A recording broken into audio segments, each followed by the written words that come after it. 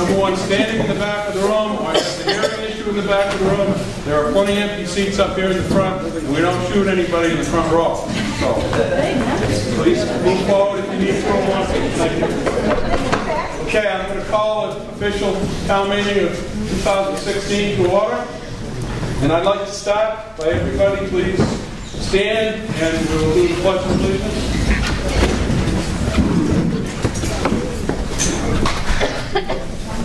Pledge of allegiance to the flag of the United States of America and to the republic for which it stands, one nation, under God, indivisible, with liberty and justice for all. I'd also ask you, you can sit, if that's okay. We'll do a extremely long, traditional one verse of God Bless America. You can stand or you can sit.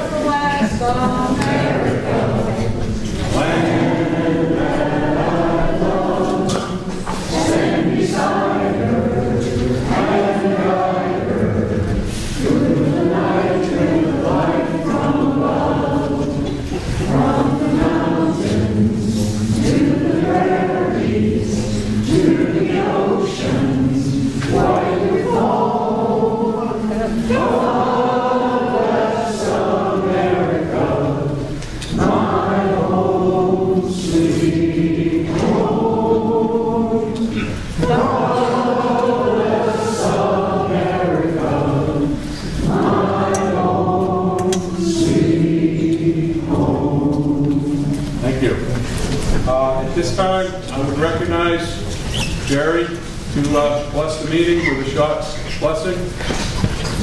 Let's all be joyful that we live in such a lovely town such as Jackson, New Hampshire, and that we have such lovely neighbors. And let's be thankful for the people who work for our town, both as employees and volunteers. It's a wonderful place to be. Thank you. Okay, first order of business, I will give you the results of Tuesday's election, in the event that no one got that. And at some point tonight, if there are any of those people in the room that have been elected or re-elected, you need to take the oath of office before you can perform any duties that you've been elected for in town. That's a state law. So please, if you're in the room, come see myself or the clerk. We will swear you in tonight. If you can't do it tonight, make sure that those people on the town and the school offices get sworn in, because they can't do anything after the closing meeting tonight until they take the oath of office. Thank you. And we did have some issues with that in years past. Okay, the results of your election. Selectman Bill Lockhart received 134 votes, and I declare him elected. Trustees of trust funds. Chris McAleer received 151 votes, and I declare that person elected. Trustees of cemeteries was a write-in. Alicia Hawks received the most votes at 13 votes, and if she accepted the position, I declare that position person elected. Library trustees, Roger Aubrey received 138 votes, and I declare him elected. Sarah Duffy received 146 votes, and I declare her elected. The school board, 3 years, Jerry Doherty received 4. I think we should have on there, but right? Unless you ran again. Received 118 votes, and I declare him elected. The school moderator, Tim Scott, received 161 votes, and I declare him elected. The school treasurer, Christine Thompson, received 155 votes, and I declare her elected. For town moderator, Willis Kelly, myself, received 148 votes, and I declare him elected. The supervisor of the checklist, Barbara Reserve, received 157 votes, and I declare her elected. The zoning articles, Article 2, received 118 yes votes. I declare that article passed. Article 3 received 118 yes votes. I declare that article passed. Article 4 received 136 yes votes. I declare that article passed. Article 5 received 127 yes votes, and I declare that article passed. Thank you. Okay, I just would like to throw out a few very short rules that I try to do. The before the meeting, I will ask that we have a very orderly and professional meeting, and everybody is courteous and respects everybody else at this point. I will not allow debate between parties. Anybody that wants to question or debate an article, you would direct that conversation to me, the moderator. And I will try to allow anyone wishing to speak to the article at least once to get their chance, providing time allows, but we will not carry an article on for a long period of time. When things start to get repeating, what have you, we'll cut off those debates and take up the article. I'm sorry, just with that. I will not allow anyone to disrupt the meeting, and if someone is disruptive, I'm going to ask them to please stop and sit down, and if they continue to be disruptive, they will be dealt with, and that person will be removed from the meeting. I hope we never get to that stage, Jackson, but I do like to read that.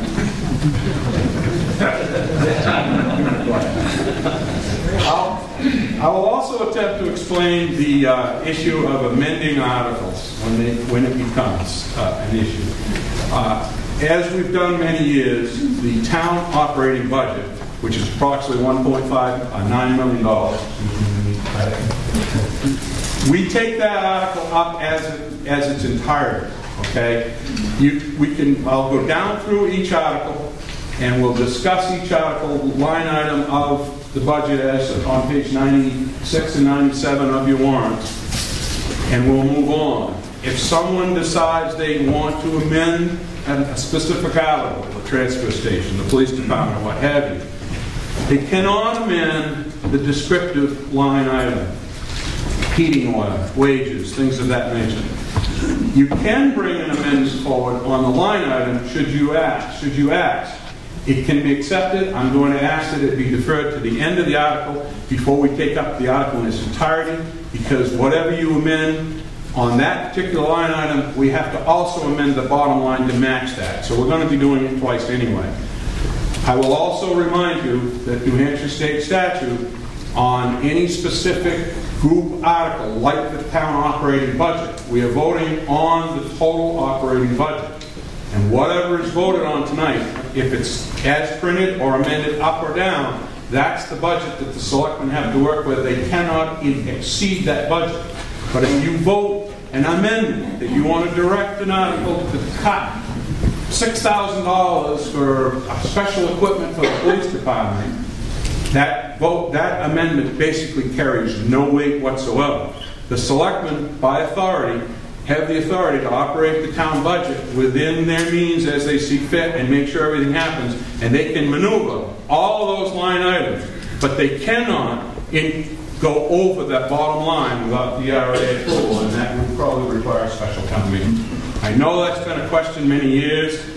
More and more of these articles are getting grouped together by request of DRA, Department of Revenue Administration. We don't have a lot of choice there, so I'm going to try to simplify it because it has been kind of complicated. And unfortunately, hopefully next year we'll have a format that we can use. When you're looking at page 95, that's the budget. Those are the line items we're going to be voting on.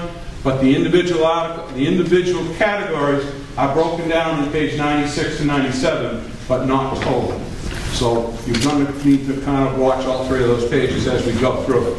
I will allow each category of the line item program to be discussed. So, I mean, you'll have a chance to discuss. It's just, I ask that if you want to make an amendment, hold it. We'll be doing it at the bottom line if it does come up. Okay? Lastly, just again, I don't think we've ever had it happen, and I hope it won't, but should we have an article that ends in a tie vote, I, as moderator, will not vote on any articles tonight. Therefore, should we get a tie vote on an article, by statute, a tie vote is a no vote, the article would be defeated. Okay, so that's just, if anybody questions that, that's, I try to stay as impartial as possible, and that's my decision not to vote on any article, although I have the right to. But if anybody has any questions, please ask, otherwise I'll get right into the heart of the warrant. Okay, I would like to entertain a motion to please dispense with the reading of the entire warrant, as we will be reading each article as we discuss them. So moved. Is there a second? Second. All those in favor signify by saying aye. Aye. Opposed? So voted. Okay. Article 1. Selectmen. Proposed $23,576. I need a motion and a second. Any discussion on every item? I hear motion. Is it seconded? Second. Okay. Is there any discussion? This is where you would look at page 96 and 97 of your warrant, and that could be broken down.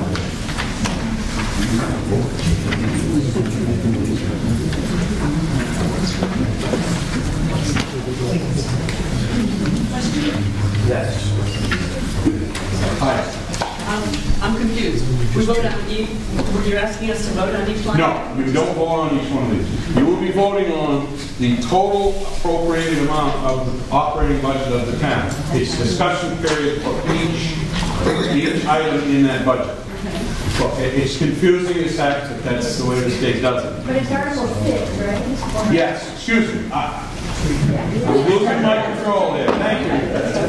We are voting on each individual article. What I'm talking about is when we get to the town operating budget.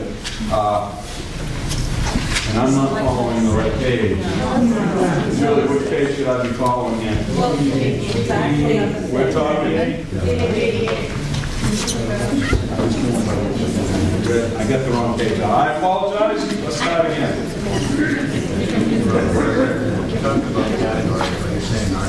Yes, that's right. I'm talking about categories of discussion, but I'm saying articles. They're not. Well, we vote on every individual article.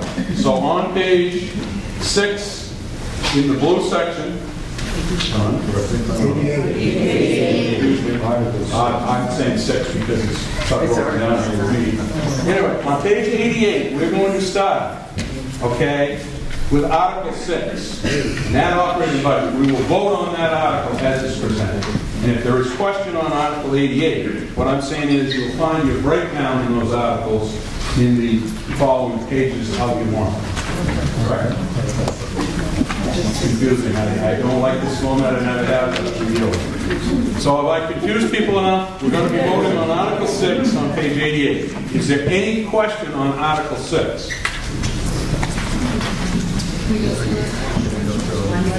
Yes. Yes. That's true. That's what I'm saying. You got to go to 42.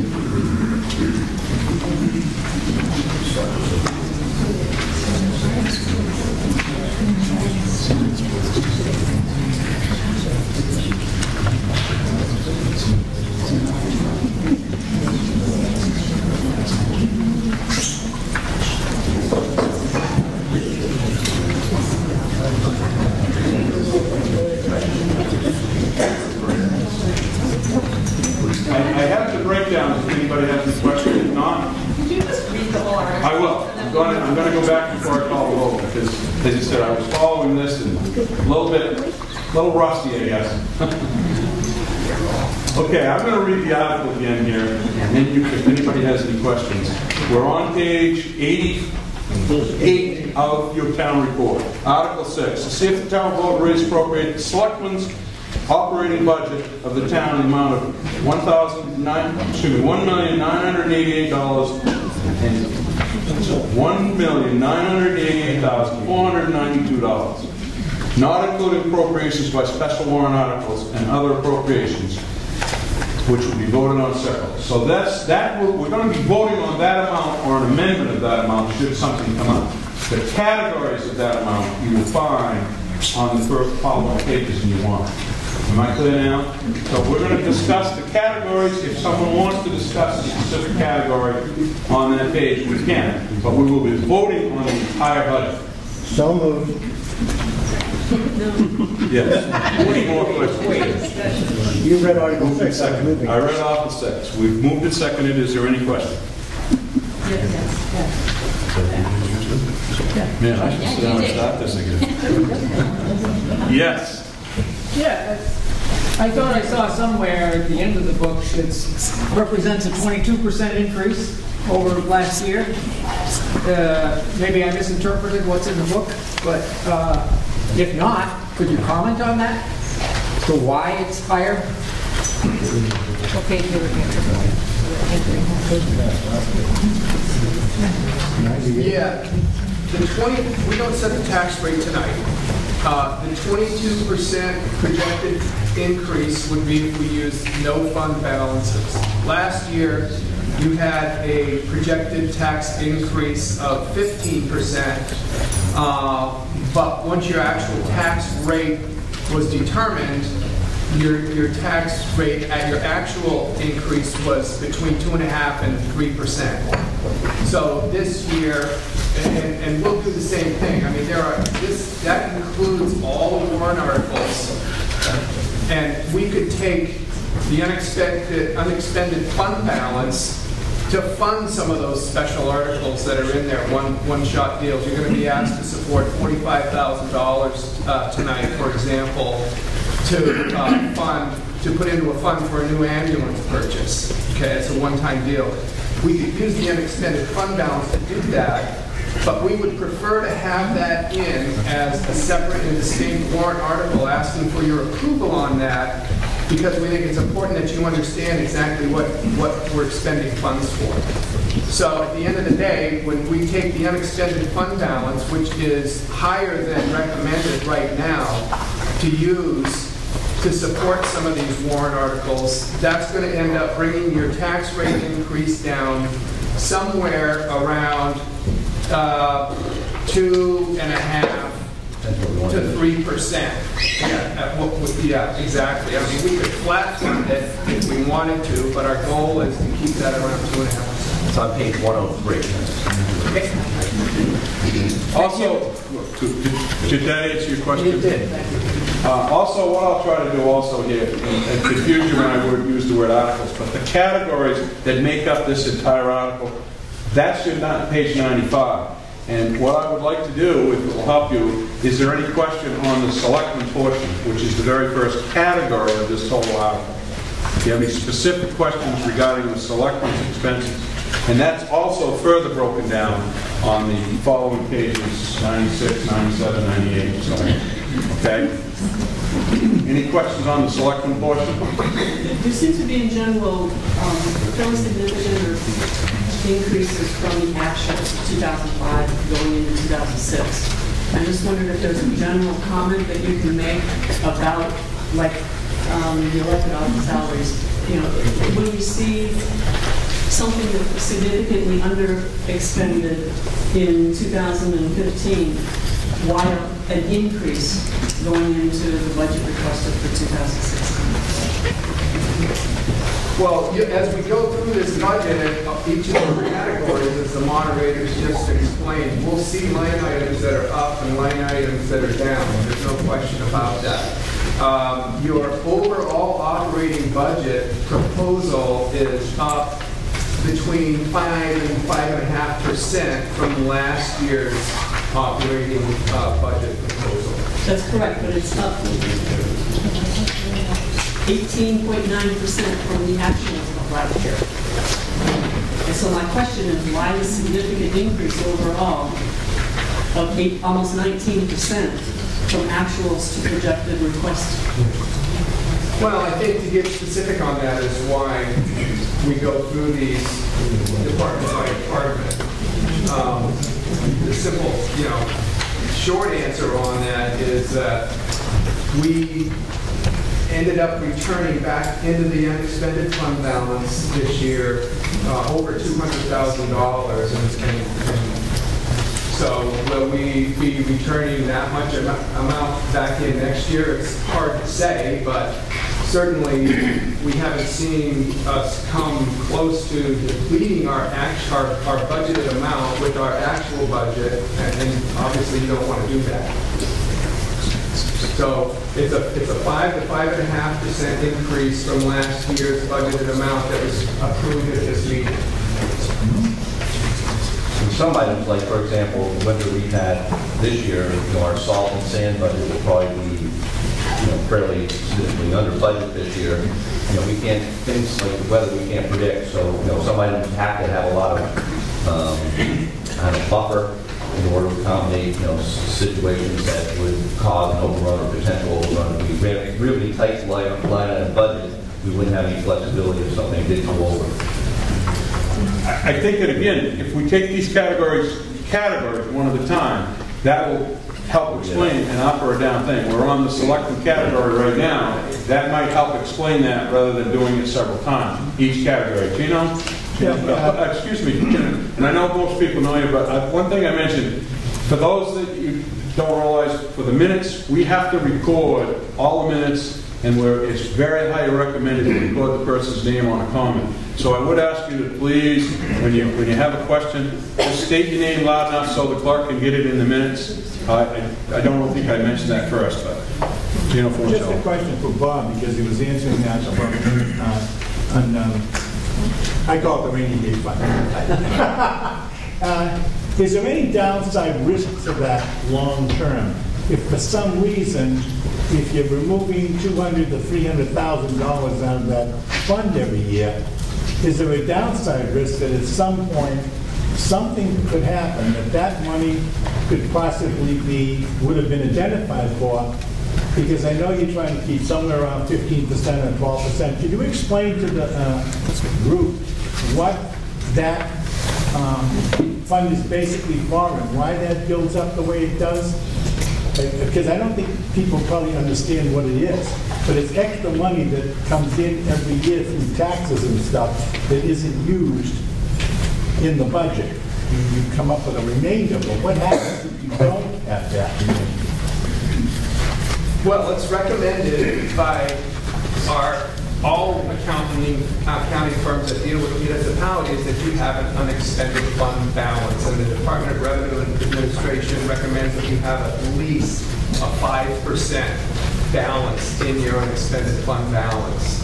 Our accountant and most accountants will generally recommend that you keep somewhere between 10 and 13%, actually 12% is the ceiling in your unexpended fund balance. So last year, we used $100,000 out of our unexpended fund balance, and at the end of the calendar year, we returned $200,000 back into the unexpended fund balance, because that's how much of the total appropriation last year went unused. There's also revenue. We budgeted 471 for budgeted 471, but we got in 713. So the revenue grew by $300,000. Okay. Does that explain that to you? Okay. Everybody clear on that? Another quick thing. Do you have a portable mic up there you could pass around? Because I can't hear a word. There is a mic up front, and again, I'll ask you to state your name. I'll ask everybody. You can try standing up to help. Please speak loudly. And if we can't hear you, I'm going to ask you to come up and use the mic and direct the question to us. Okay. So, does everybody hear me clearly? Okay. So I can't use it. All right. I had a question over here, and then I'll come back. Jerry Doherty, 3. The selectmen had 3 separate budget hearings where they went over this very extensively and answered some of the questions that are being asked tonight. I know we can do that every year, 6 times a year. We still get questions, and that's the people's right to ask. Any other questions that are on the selection category here? Go ahead. Dave, please. I think the point or the thing Gino was trying to ask, and perhaps it wasn't clear enough, was you generated, my calculation, about $400,000 last year in underspending and income in excess of what you estimated. So, and now you're going to give back maybe $362,000. That's lovely. But what happens if that doesn't happen in 1 year or 2 years? How do you control the tax rate from the 22% increase from 525? You're going to throw it. But if you don't generate that $200,000 or $300,000 or $400,000 by overestimating your budget and underestimating your revenues, then what happens? And it seems to me what happens is eventually you've got to raise your tax rate significantly because you don't have the dollars to offset it. However, from my experience, I know that generally you're over budgeting because it's very important not to run out of money. And we didn't always underestimate revenues quite that much, but that can happen too. So that's really the question. I'm not sure if I heard a question in there or not, but I can tell you again that if we use the unexpended fund balance to pay for what is on some of these warrant articles that are new and one-time expenses, then we would be looking at something like a 5% increase if the warrants were flat, and we would still have more in our unexpended fund balance than is recommended that we keep. I understand that, but if you're not generating excess funds every year, then you could be in a position where you've done this for a number of years and suddenly you don't have the money to put in, and that jacks the tax rate way up. That really could happen. That could happen, and I can tell you this, and everybody in business faces this. If they have a big enough crystal ball, we would be in very good shape. But how do you address that going down? It's going to have to be a year by year by year. And fortunately, at least in my opinion, we've had some pretty good years for quite a number of years to be able to manage it reasonably. How do we prepare for that in the future unless we want to really start socking some money away for it? I'm posing that as an answer more than a question. So I'll take one more comment on this subject, and I'm going to ask again. Somebody that has spoken, yes. My name is Badger. There are increases in salaries, and I think that issue would be, I would like to have that explained in each department. The selectmen salaries, the fire department salaries, and police department salaries. I think anytime there's a salary increase, I think it would be nice to explain that at the town meeting. And if you could start with the selectmen salary increase, the explanation for that, I would appreciate it. Thank you.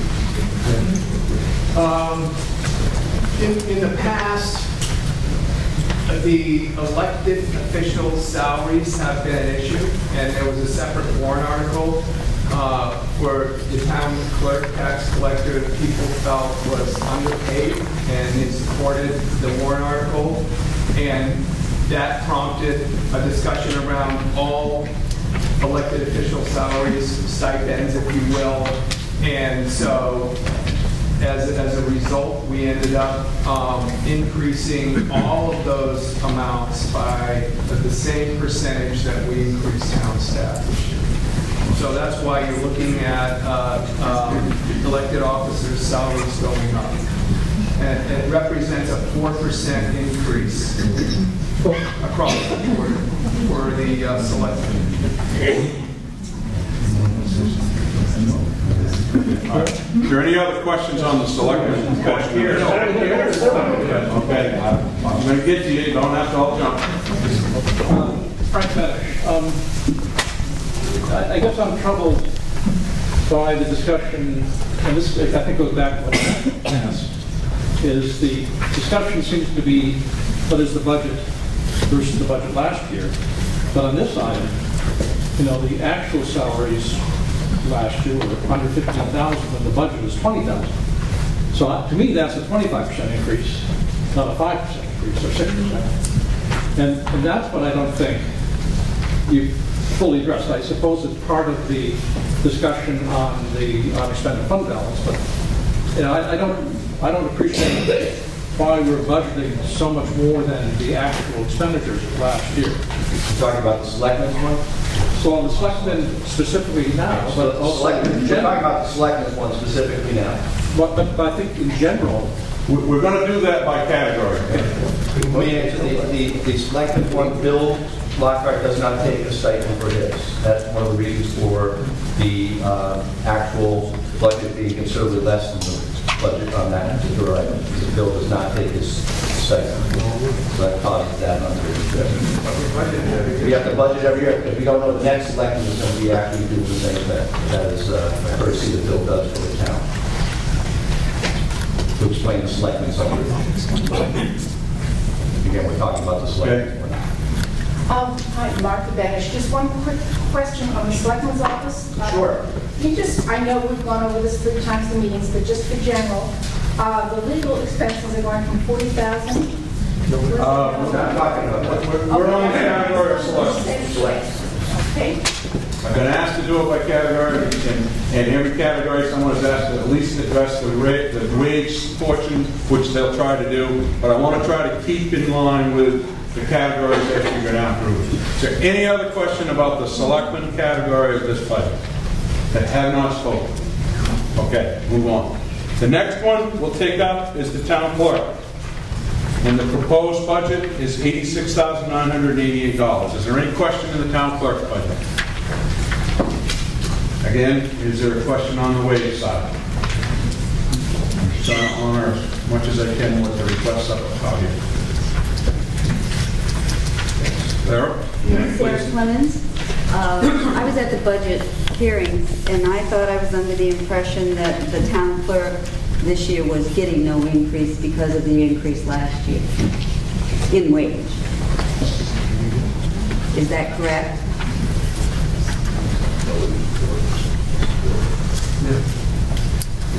They're basically saying they budget a 4% increase to all the employees for this proposal. Did I misunderstand at the meeting? I'm not sure when you heard the meeting, but all elected officials are now in this budget receive the same 4% pay rate increase in this proposed budget. Okay. Any other questions on the town clerk portion? Okay, let's move to the next category. Financial administration is proposed $187,823. Is there any question in that category? Again, the wages, I presume, is a 4% factor for the town administration wages? Sarah Clemens again. With this 4% increase, does that also include the burden of the Social Security and the retirement in that 4%? Or is that after you give the wage that you add on the Social Security and the retirement? It's all included in the benefit package as well. So is that part of that 4%, or does it actually add up to more than 4%? It actually adds up to more. If you increase the salary, you're going to increase the FICA, you're going to increase the Social Security. So in reality, that you're not actually giving a 4% raise, you're giving a higher raise. Could I ask how much of a raise you are giving our employees? With that increase as well in their Social Security and retirement? We give a 4% increase to the rate of pay, and that might bump FICA or unemployment or some of the other benefits by a corresponding amount. But we have been proposing and have supported in town meetings a 4% pay rate increase for the last 3 or 4 years, with the exception of the police department, which 2 years in a row had an 8% pay rate increase.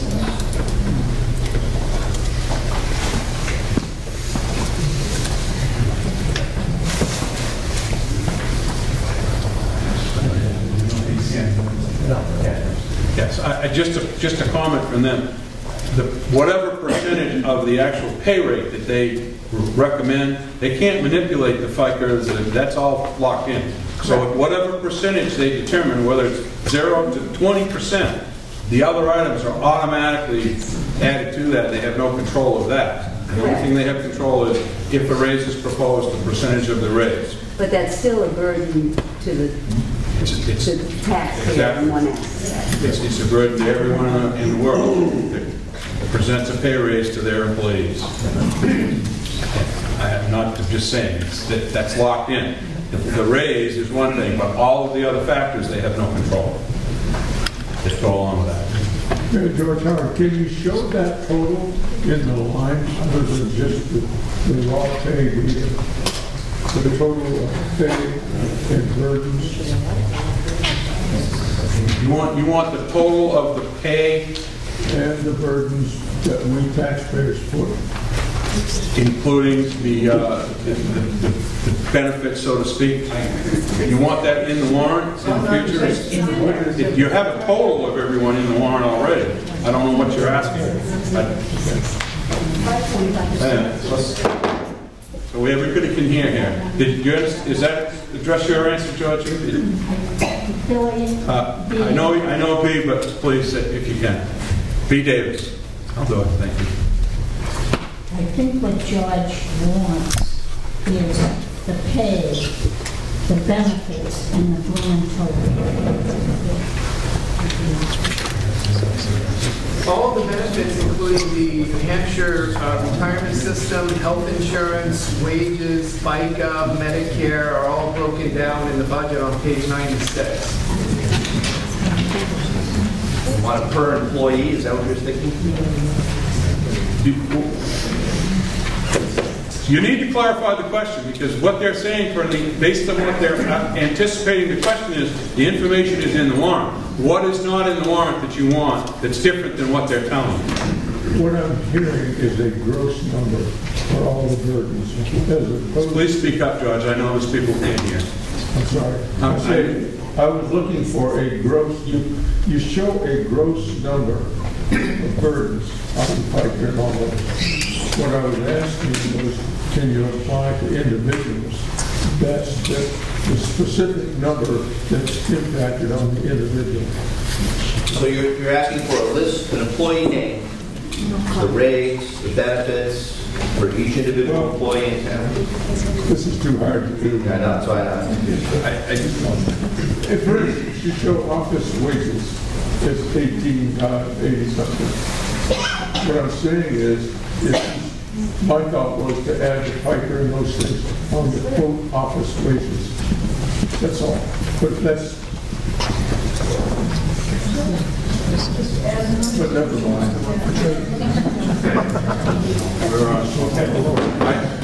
That's going to require some discussion with them as to what you're asking for. That's nothing that we can do tonight, and I guess we don't have the right answer for that tonight. What the answer is, the gross information is in the warrant. It's a different mechanism. I'll take one more comment on that and we're going to move on. Anybody else have a comment on this one? Madam Director, I'm just curious as to what the increase in the association dues can be attributed to.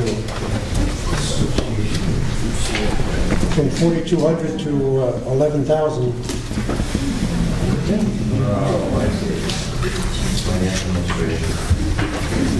Okay. Your budget is 10,692, or actual 10,000. Your budget reports to you. Right. So whatever you spent, way overspent. That's what he's asking. We just reshuffled the two categories. Below that, we moved a lot of the computer. Can't hear. You got to louder. Can you stand up? The computer and technology and support went down. We reshuffled those categories so they're back. They're in association dues. We just restructured what category we were putting things into. Like some of the math things we use in the programs for your office and stuff They were like more that. dues than computers. They were dues back then. I guess now they're part of the association dues, or they were part of the technology. So it was a reshuffling of some of those subcategories from what they're... Strange description. Okay. Any other questions? We're on. Any more questions on the financial administration category? Okay, we're moving on. Next one is the assessing reval tax map updates. It's a zero increase and it's a proposed $40,000 request. Any questions? Okay, good. Next question is legal, and the proposed is $90,000. Is there any question? Yes. Can you just explain how it's going from 20,000 to 90,000, please?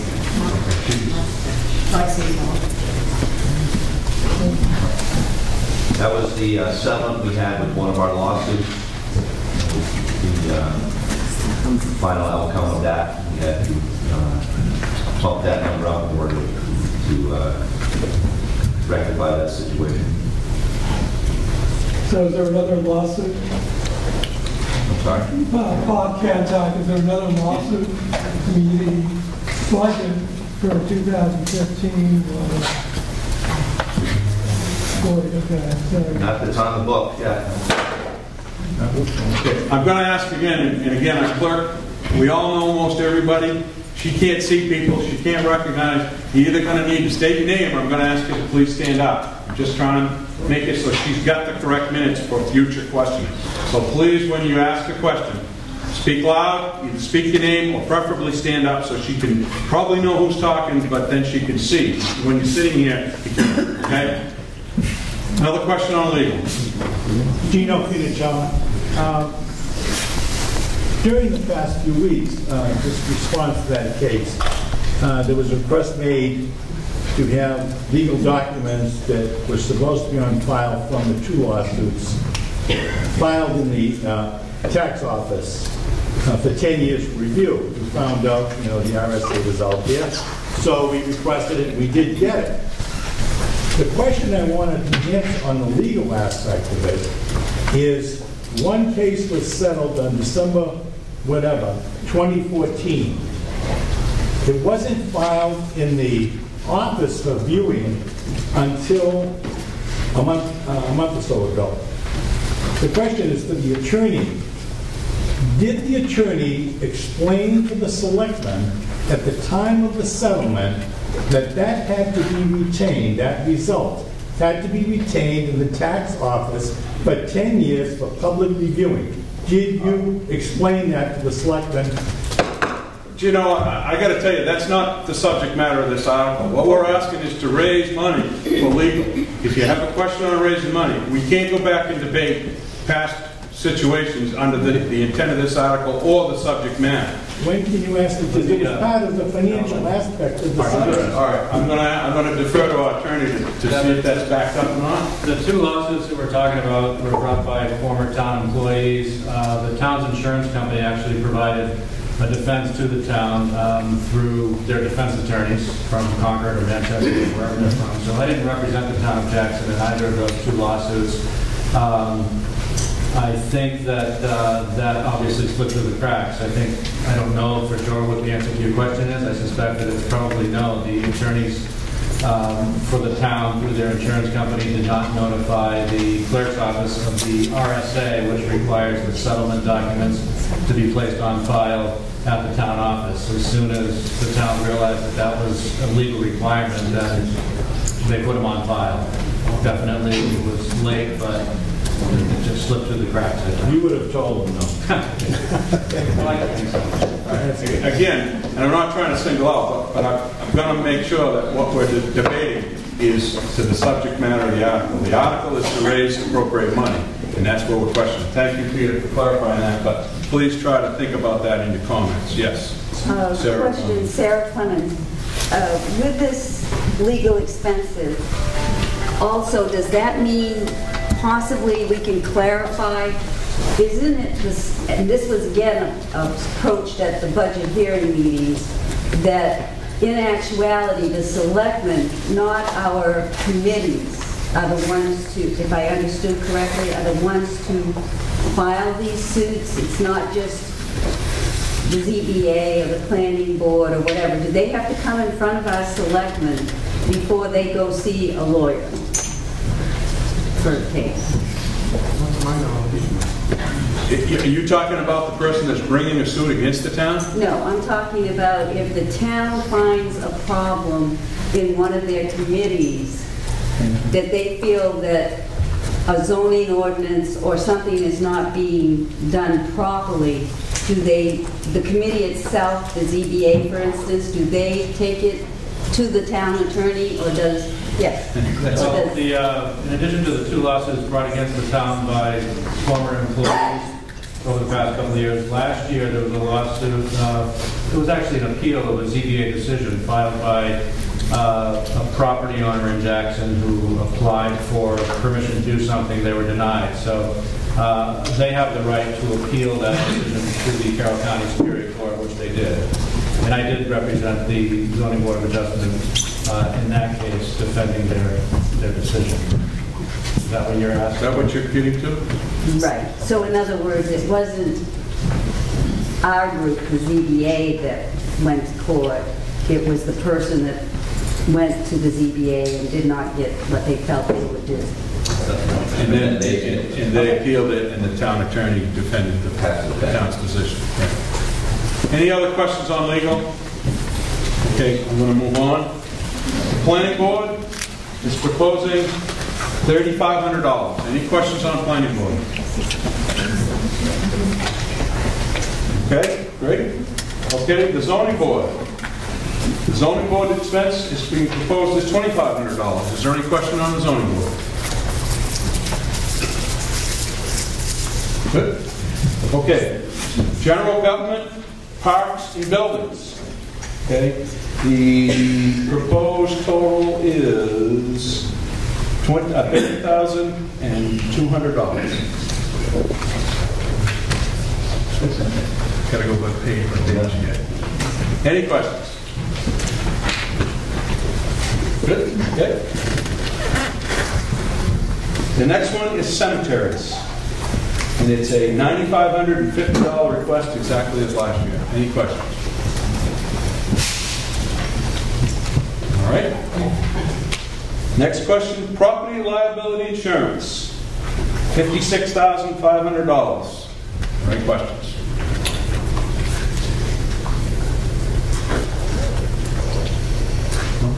I saw the hand size. Okay.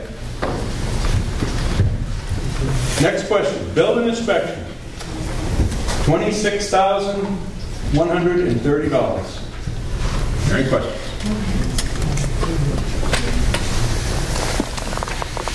Okay. Next category, police department, $331,677. Are there any questions? What page is Let me, I've got two people with hands up. Go ahead. I'm sorry, Wendy McVeigh. What page are you on? I'm on page 95 is the category breakdown. We're still on Article 6, and we're talking about the breakdown of the total operating budget of the town. Page 95. But if you, 95 has the line item total. The 96, 97, 98 after that has the individual breakdowns of that line item. I know it's confusing, but it is what we have to work with. Okay, yes, go ahead. Gino Pinto again. Is that the addition of a fourth police officer in 2016? We still have part-time. At that price? We have 3 part-time, and I believe 3 full-time and 1 part-time at this time, I believe. That's the current staff. I'm sorry, you're increasing by $50,000 or so, and that's a part-time employee, not a full-time? Oh, no, first off, let me correct myself. We have 3 full-time officers and 2 part-time officers currently in the budget. I don't know that is there another request for another more personnel? Or is that the question? What your question is? Is your question the total dollar raise for the appropriation or the personnel number of people? The total dollar amount changed from what they spent last year to what they're planning on spending next year for personnel. Is an increase of what? Approximately $50,000. I don't have to calculate. But that 30. So is that 30,000? Okay, folks, you speak up and you got the floor. You projected $50,000 over last year's expenditures, right? Total. That $50,000 appears to be a fourth policeman. No? If it isn't, who's getting $51,000? Just a question. It looks kind of weird. Part of that's a 4% raise. And I believe we've increased the hours for that part-time position to a certain extent, but it's not full-time. Right? Is that correct, Chief? That is correct, Gino. What it really breaks down to is the further funding of the 2 part-time officers, which would come out to $30,000, and then the rest of it would be inclusive of the raise and to the other full-timers. So we really have 3 full-timers, and we have brought in the roster for 2 part-time positions. And we brought them from basically working a 10-hour obligatory roster for the year into what they can work 1,000 hours, which is more helpful for the job. It's like 20 hours apiece which is one full-time employee if you ground them together. Well, we don't have. Okay, I just want to get, sorry. Okay. So it's actually a full-time employee, but they're working half-time. Broken down into different. That's okay, I get it. I want to make sure you get the right answer. You know? Oh, I got it. Okay, anybody else have any question on the police department? Yes. This isn't Tish Hamlin.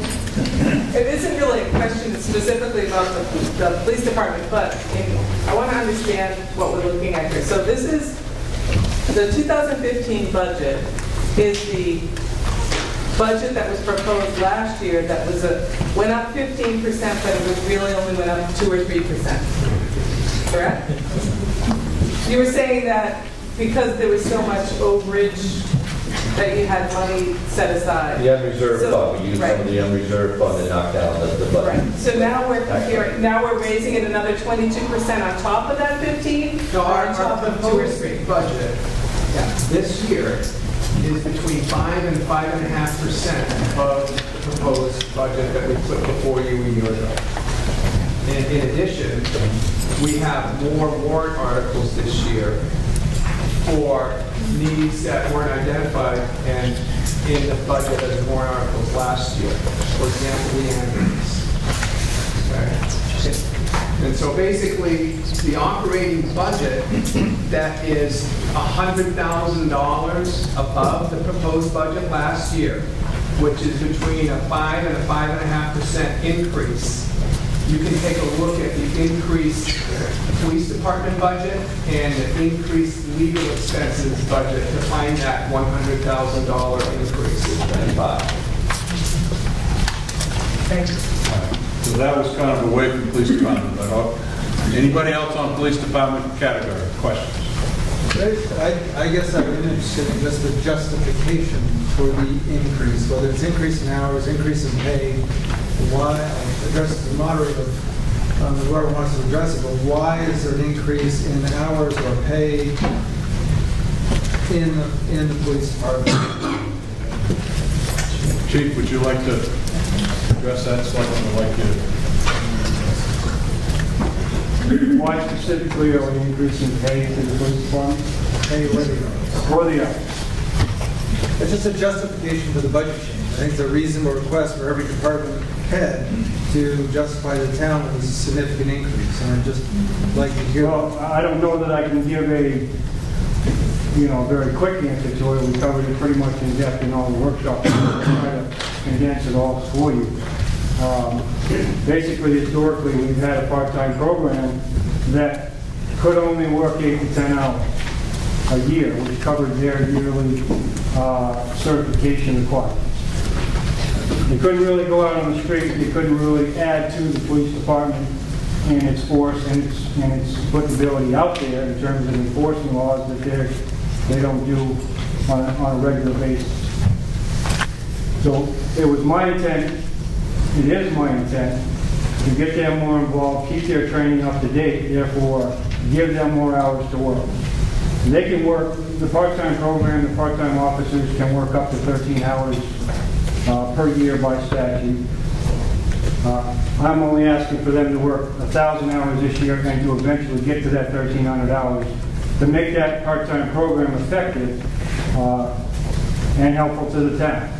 Safer for the full-time officers who are out there during busy times, certainly safer for the officers who work part-time to work those full 1,300 hours in order to keep their certification. In conjunction with that, our part-time police officers have been paid equivalent to, just for example, a dispatcher who doesn't require all the training, specialized training, that type of thing.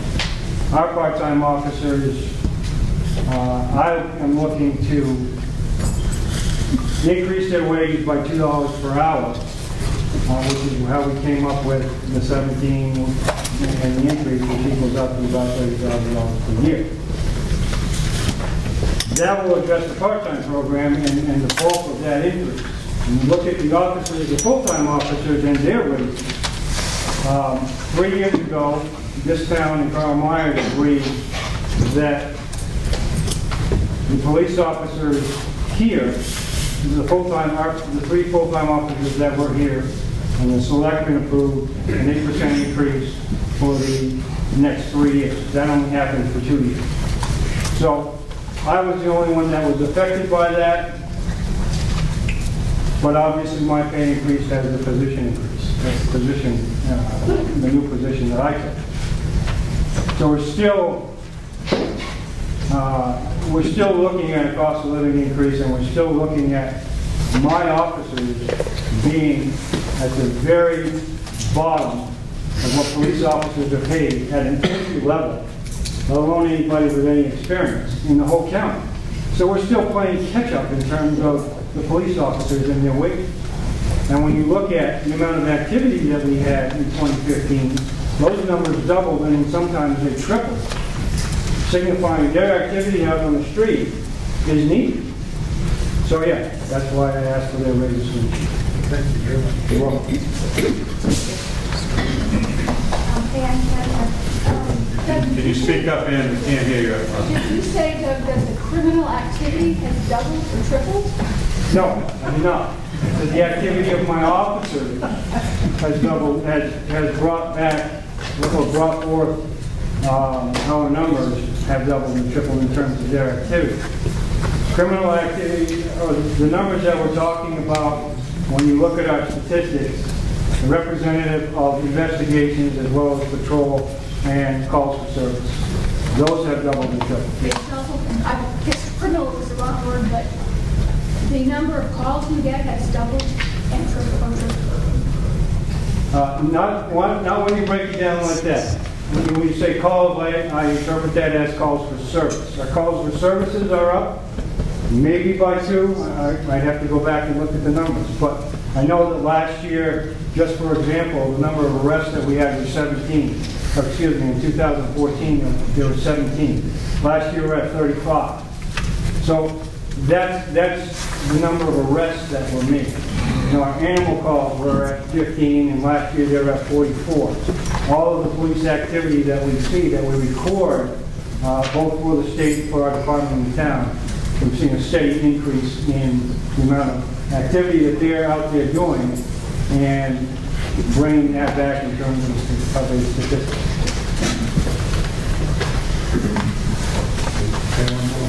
I think we tend to compare ourselves to little towns of 800 or 1,000 people or something like that. We've got a huge population of second homeowners. We've got a huge population of people who are tourists and traveling through the area. I think our police are doing a great job, and I'm really grateful. Any other comments? I just want to add that I can tell you this. In all the years that I've been in emergency services and contributed fire, police, ambulance, 25 years in the ambulance squad, I can't tell you there was a rare call in Jackson in the last 30 years that we haven't had police officers pretty much come out anytime, any day. I can personally tell you that is not the case in some neighboring towns. When their duty is over, their shift is over, they're home, and do well again. So I think all our emergency services, fire, police, ambulance, what have you, we are very fortunate that those guys go when they're not even on duty. If they get the call, they're responding. And I think we should be very proud of that. I'd just like to make this comment at that time.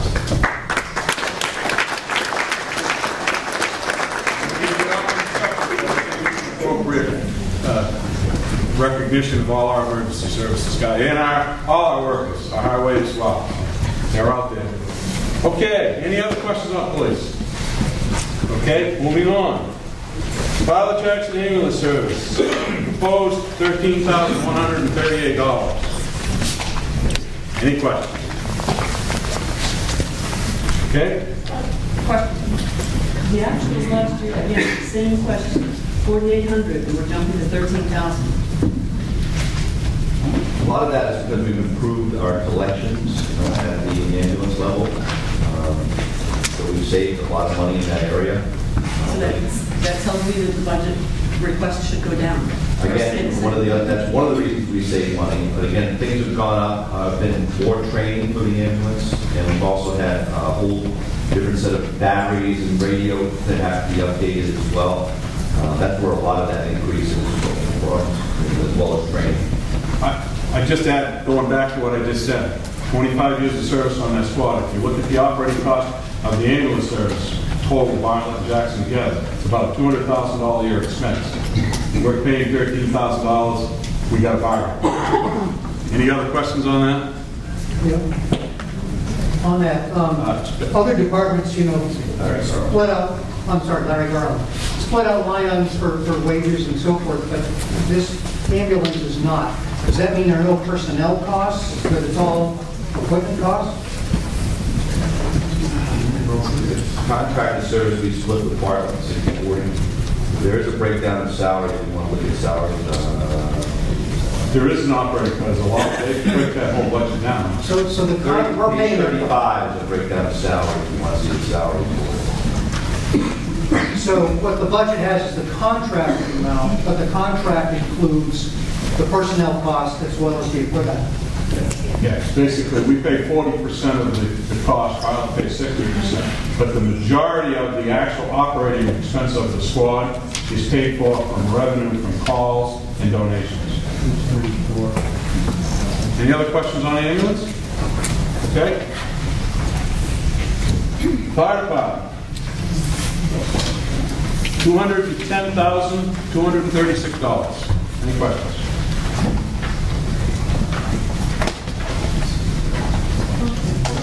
Good. Same I think it's bad. Oh, excuse me. Wages? Of the increase in wages.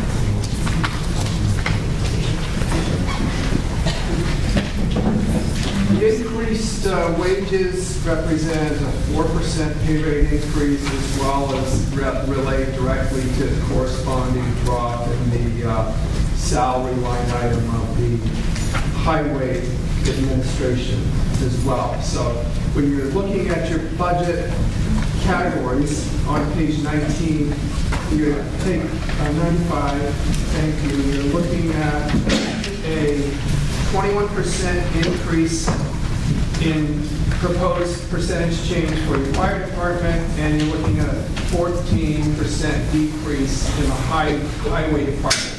And that is because we have a fire code inspector who is phasing out and retiring, and the fire code inspection duties that we had budgeted for in the past, and you can see on page 97 under fire code inspector wages have dropped because our fire code inspector is phasing out in a retirement way. And so we had to find a way to cover those fire code inspector duties. And so we increased the hours for the chief because he was the only one in the department qualified to do the work. And that bumped him into full-time status. So that's why you see the insurance drop in the highway department and the salary drop in the highway department. And you see those corresponding increases in the fire department. Because we now have a full-time chief in the fire department. And $89,000 is kind of market price for full-time fire chief. Well, that's all the fire wages, not just the chief. That's broken down. There's a complete list of all the wages, I believe, of everyone's wages on. Just let me make sure I've answered his question first, and I'll get to you.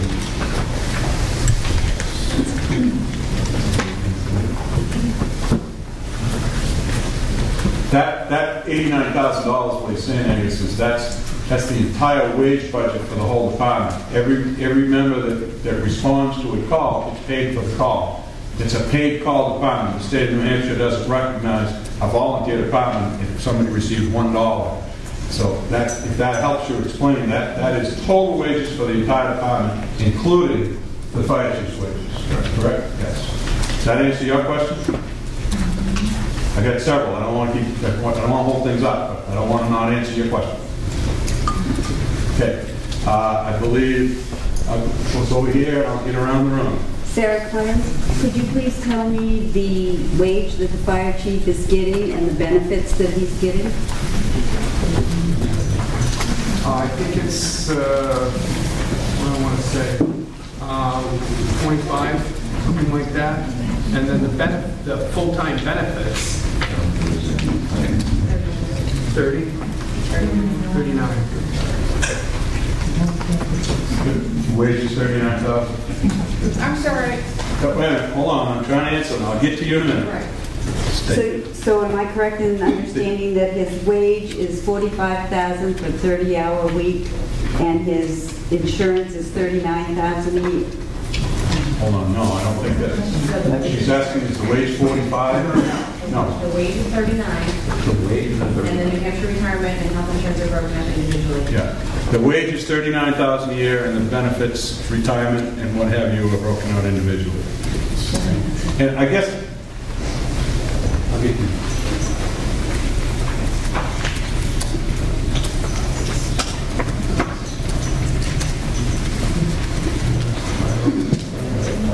Okay, all right, let's just an explanation. Basically what the selectmen have done is they have increased the hours responsible to the fire chief. Okay? But the fire chief's responsibilities of hours increased. One, in the state of New Hampshire, once an employee reaches 30 hours a week employment, they are by law entitled to all the benefits of a full-time employee. So those benefits, basically what they're saying is, his increase in wage, because of the increase in hours, his benefit package that he was receiving as our road agent are now transferred to the fire department. Because he was sharing, the one person was sharing two responsibilities before, they've separated that. Does that help explain that a little bit? Okay. I think there was a question up here somewhere. No, I was just trying to understand on page, page 108, and what does the number 62,672 represent next to Record J. Henry? Is that last year's? Last year, yes. Last year's salary and the road agent and fire department. Both road agent salary and fire chief salary. Or fire. Confusing. Thank you. All right, just a second, I'll get to you again. Go ahead, over here, Jerry Cochran, 3. Some of that salary is also replacing, as you pointed out, the code fire enforcement officer. It's not just, his duties aren't just the chief of the fire department, which is also, by the way, nominated by the rest of the firemen. And I think we're very lucky to have someone who's grown up in town that can serve these responsibilities. And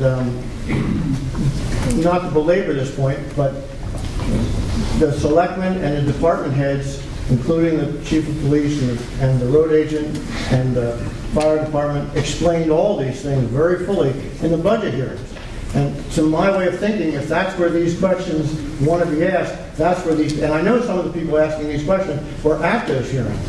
And I wonder why this is being done now. Because they can. I'll take Pete Davis, I can see her, you can. Go ahead next, and then.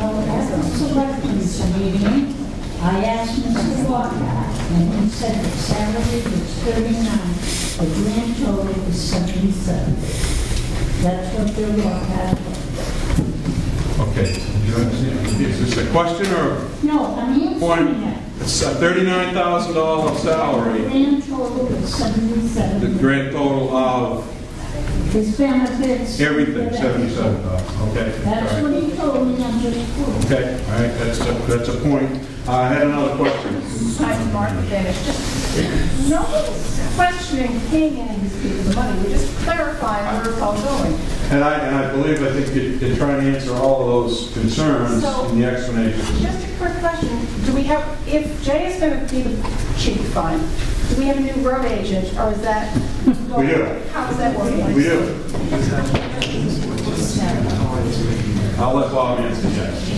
We do have a new road agent. He's Pat Kelly. He was number 2 in charge of the highway department, and he is now a full-time road agent. One of the reasons you're looking at the significant Stand up and take him out. Just tried that, and he's not as outgoing as some of the people in his family. Patrick Kelly is the new road agent. Yes, he's been with the highway department for close to 6 years.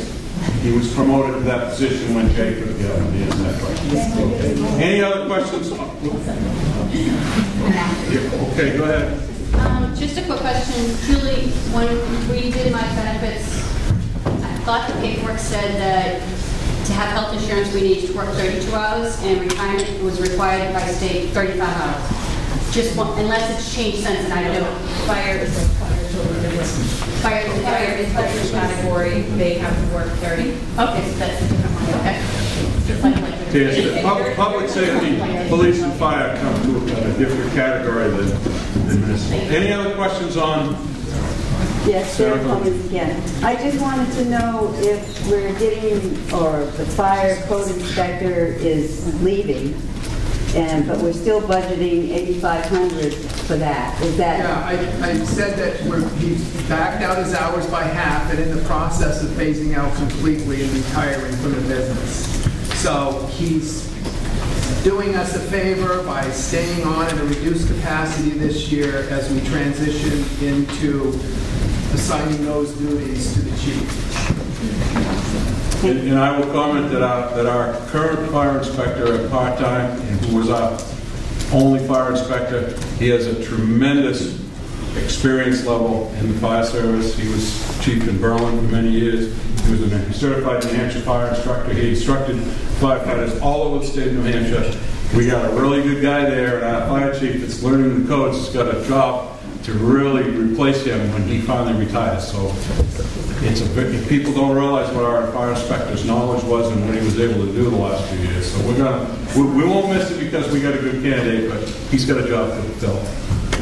Just, Sarah, on that other thing, like Jeanette, we talked about before, we put in $8,500. We may not spend one penny of that because there wasn't a need for it, but we have to budget that because we don't know. There might be a brand new hotel that comes in, and it's something we need to have some professional advice, maybe at the state level. So we have to put that money in there. We may spend none of it, which is be nice. In which case we'll return it. Any other questions on the fire department? Moving on. Okay, emergency management, $8,039. Is there any question?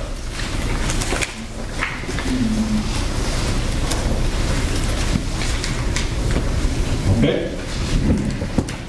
Our next category is highway administration,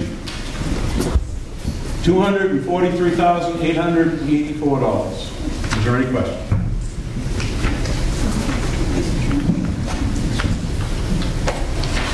Good.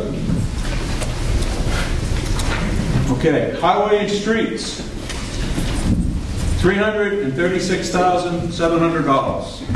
Any questions? Yes. Jeff Mann. I just got a question on the plowing and maintenance of the sidewalk on the loop. 99% of it is really good. I'm doing a great job. I didn't even know the road agent was sitting in front of me.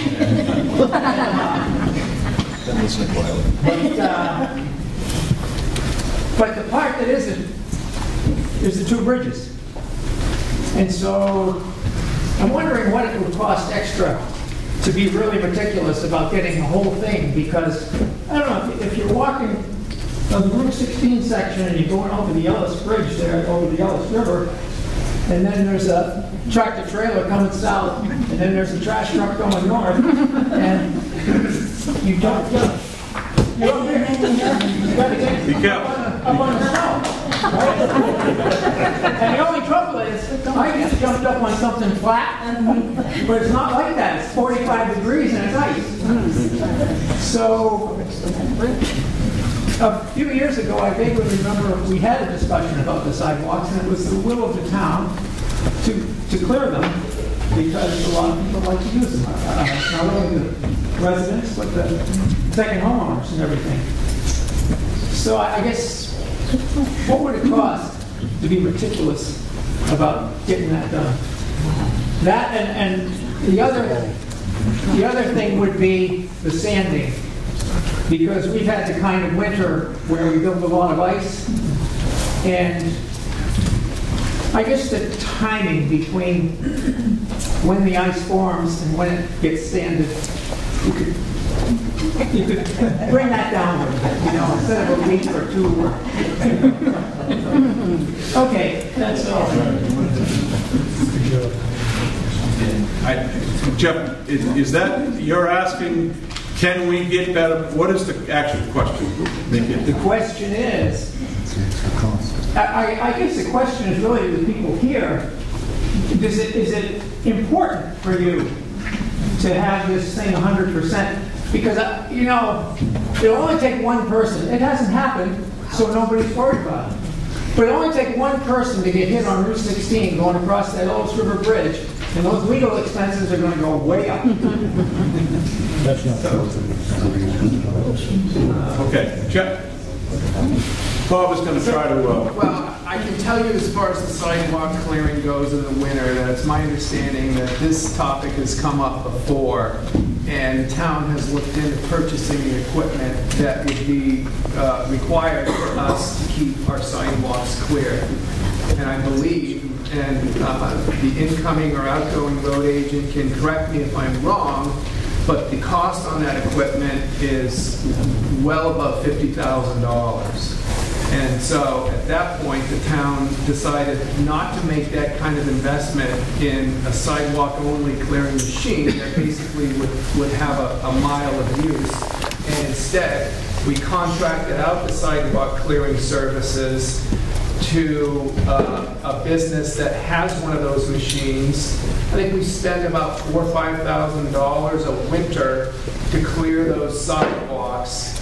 And so it's a contracted service. He's usually here within a day or two of a storm. Sometimes his equipment breaks down, like equipment will do. But that's the difference right there. To contract $4,000 or $5,000 a winter, or to spend.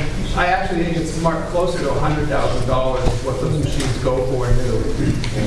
I believe Patrick wants to make a comment about the cost of that. Is that what you were trying to? Yeah, and I know I'm going to look at Gino. I remember when Gino did a lot of research on the cost of those machines. We had this conversation a long time ago. So just the machine is super expensive, and then you've got to have somebody that can run it during the storm. So the highway department's all out plowing during the storm. So there's nobody there to run it. And you really have to run it during the storm. This year has been a horrible year for ice. When the sidewalk's been slippery, I've gone out and sanded it.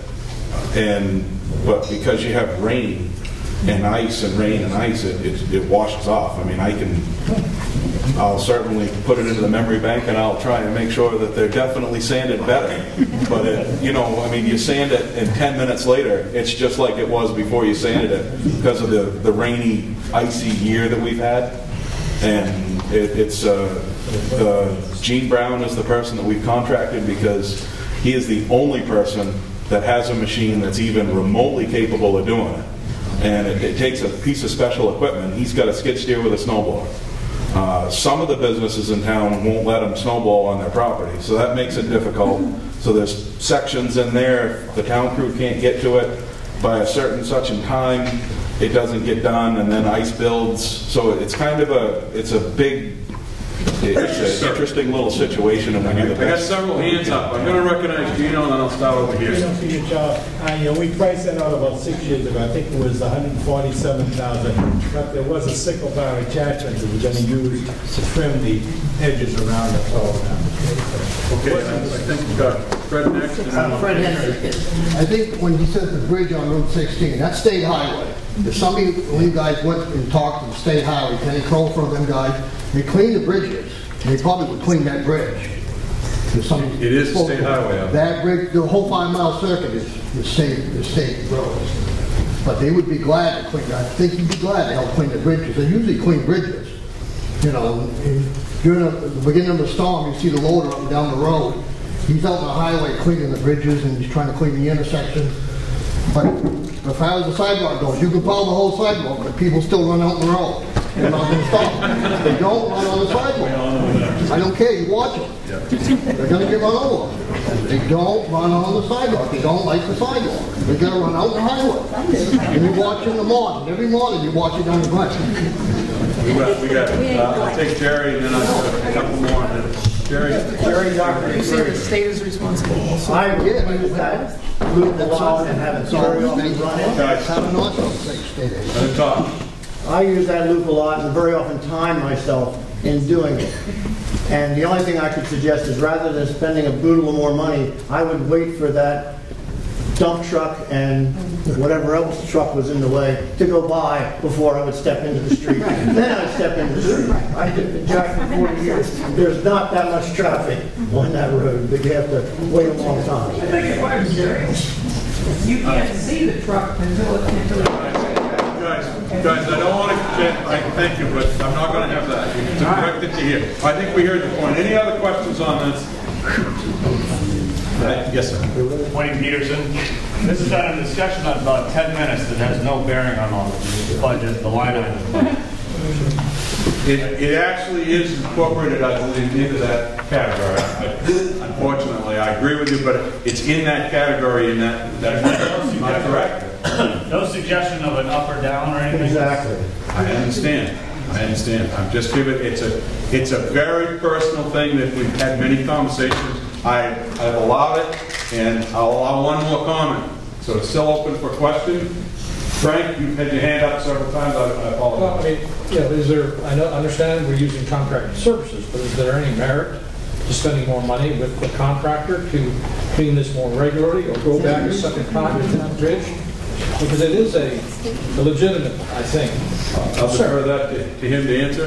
There's really just, it's a very, very, very limited pool of people to pull from that can clear the sidewalk. And he is one of the only ones that Jay and I really know. And he's from where? He's from Seneca. So I'm just saying, have him come back, spend more money. That's increase that budget. Well, the issue with the bridges, I think, is that it's too narrow. Is that possible? You really can't get on the bridge with a piece of equipment. That's really that's the issue. You're on a loader and you're in this way. You're on a skid steer. I know this way, so that's why it's on the 45. I'm going to take one more comment. I'm going to. This year, you got a new machine which is a little bit wider than its old one. That's why the bridges used to be snow blowed off. You can't fit on them now. Okay.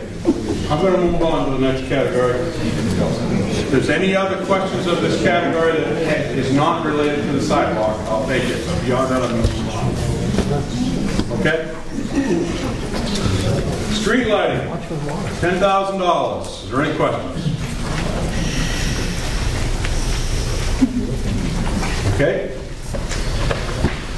Solid waste disposal, $124,706. Is there any questions? Yes. It doesn't appear there's a wage increase. Is that because of the personnel decrease or what? Those are town market employees. Yeah, they're not ours. They set the salaries. Any other questions? Okay. Animal control, $1,346. Is there any questions?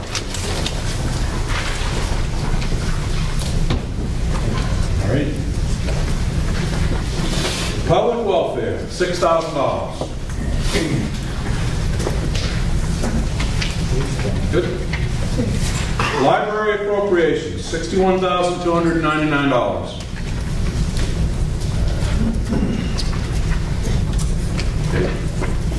Recreation and parks, $19,200. Bill, here's one question. Go ahead. Wendy McKay, question. Library appropriations, is that for both the libraries or just the new library? We only have one library. We're talking about the old library building. That does not no longer serve as a library. Right. This is all. This is the library, not the entire building.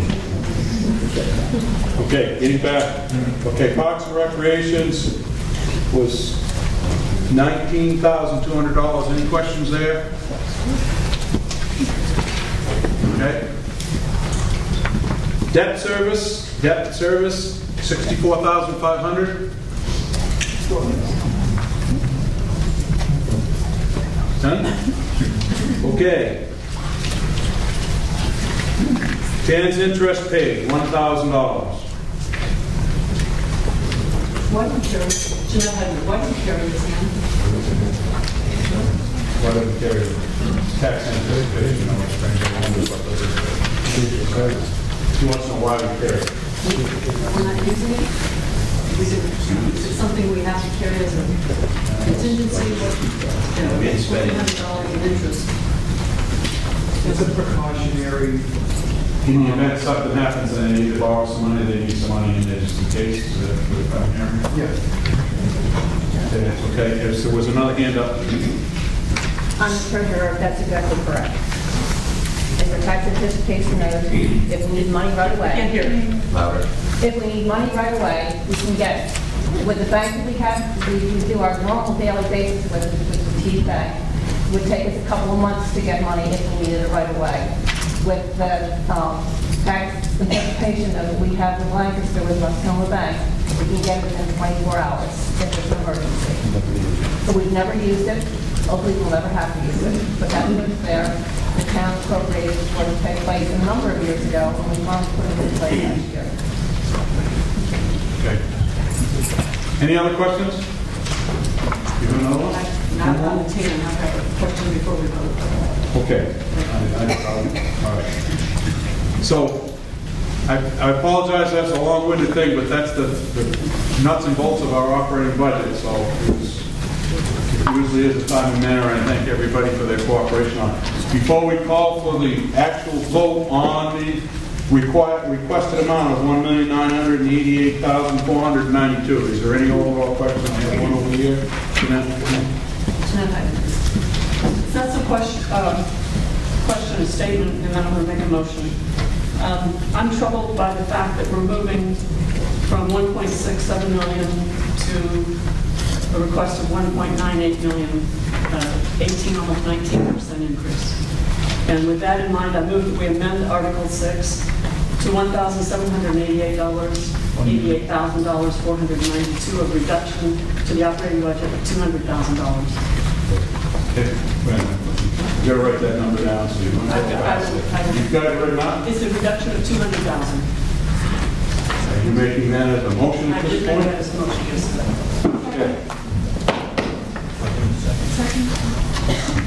I have a motion on the floor that's been a motion and a second that we amend the total appropriation of $88,482.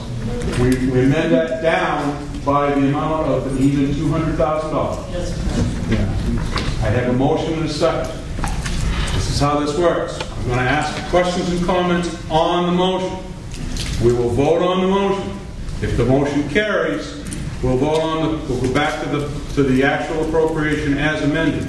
If the motion is defeated, I'll go back to the original proposal. Is there any questions on the motion? To reduce the overall operating budget by $200,000 is the motion. Is there questions? Yes, please. Caitlin Strauss Bowers. If that number is agreed upon, then how does that get divided up? Where does that money come from? That is up to your selectmen. They have the authority by statute. You can try to amend those line item budgets, but it goes back to the bottom line. They can, if this motion passes, they cannot increase the town operating budget by that any more than the amount we appropriate. They're locked in. And if things happen and they have to do some maneuvering, they're going to have to find $200,000 within all of those categories to be able to do that. That's how that works. They can't overspend without going to DRA, and I believe our legal counsel will back that up, and getting approval, and I believe that would require a special town meeting. Is that, in fact, that's my understanding of the RSA with all my training. So, just making that comment. So, questions on the motion, and I have several. I'm going to start over here, and I'll try to work my way around. Go ahead. Jerry. The amount that she's recommending to reduce the budget seems arbitrary. She wasn't at the budget hearings. The selectmen and the department heads have done a lot of work to come up with this budget. I strongly recommend that the town not approve this amendment. Okay, there was someone here in the middle, and then I've got 3 or 4 over here. No? Okay, go ahead. Alan Brooks. I guess my question is to the person who made this motion. She is recommending a certain amount of money. She obviously feels that that money, that this should be reduced somewhere. Where does she think that this should be reduced? Because I think that needs an explanation. Okay, if we can do a quick answer. The problem's going to be, I don't know. Jeanette, are you prepared to answer that quickly? It is not my position to make that decision. That's up to the selectmen. There are, however, some categories where I could make suggestions, if you will. Can I interrupt for a second? That's only her recommendation. Again, the selectmen will have to maneuver whatever they see fit to operate the tax. This is only her recommendation, but she's going to answer. The 4% across-the-board pay raise for elected and employees for the second year in a row, when Social Security has been frozen at 0, when cost of living is less than 1 or 2% inflation. 4% increase for 2 years in a row seems to me to be excessive.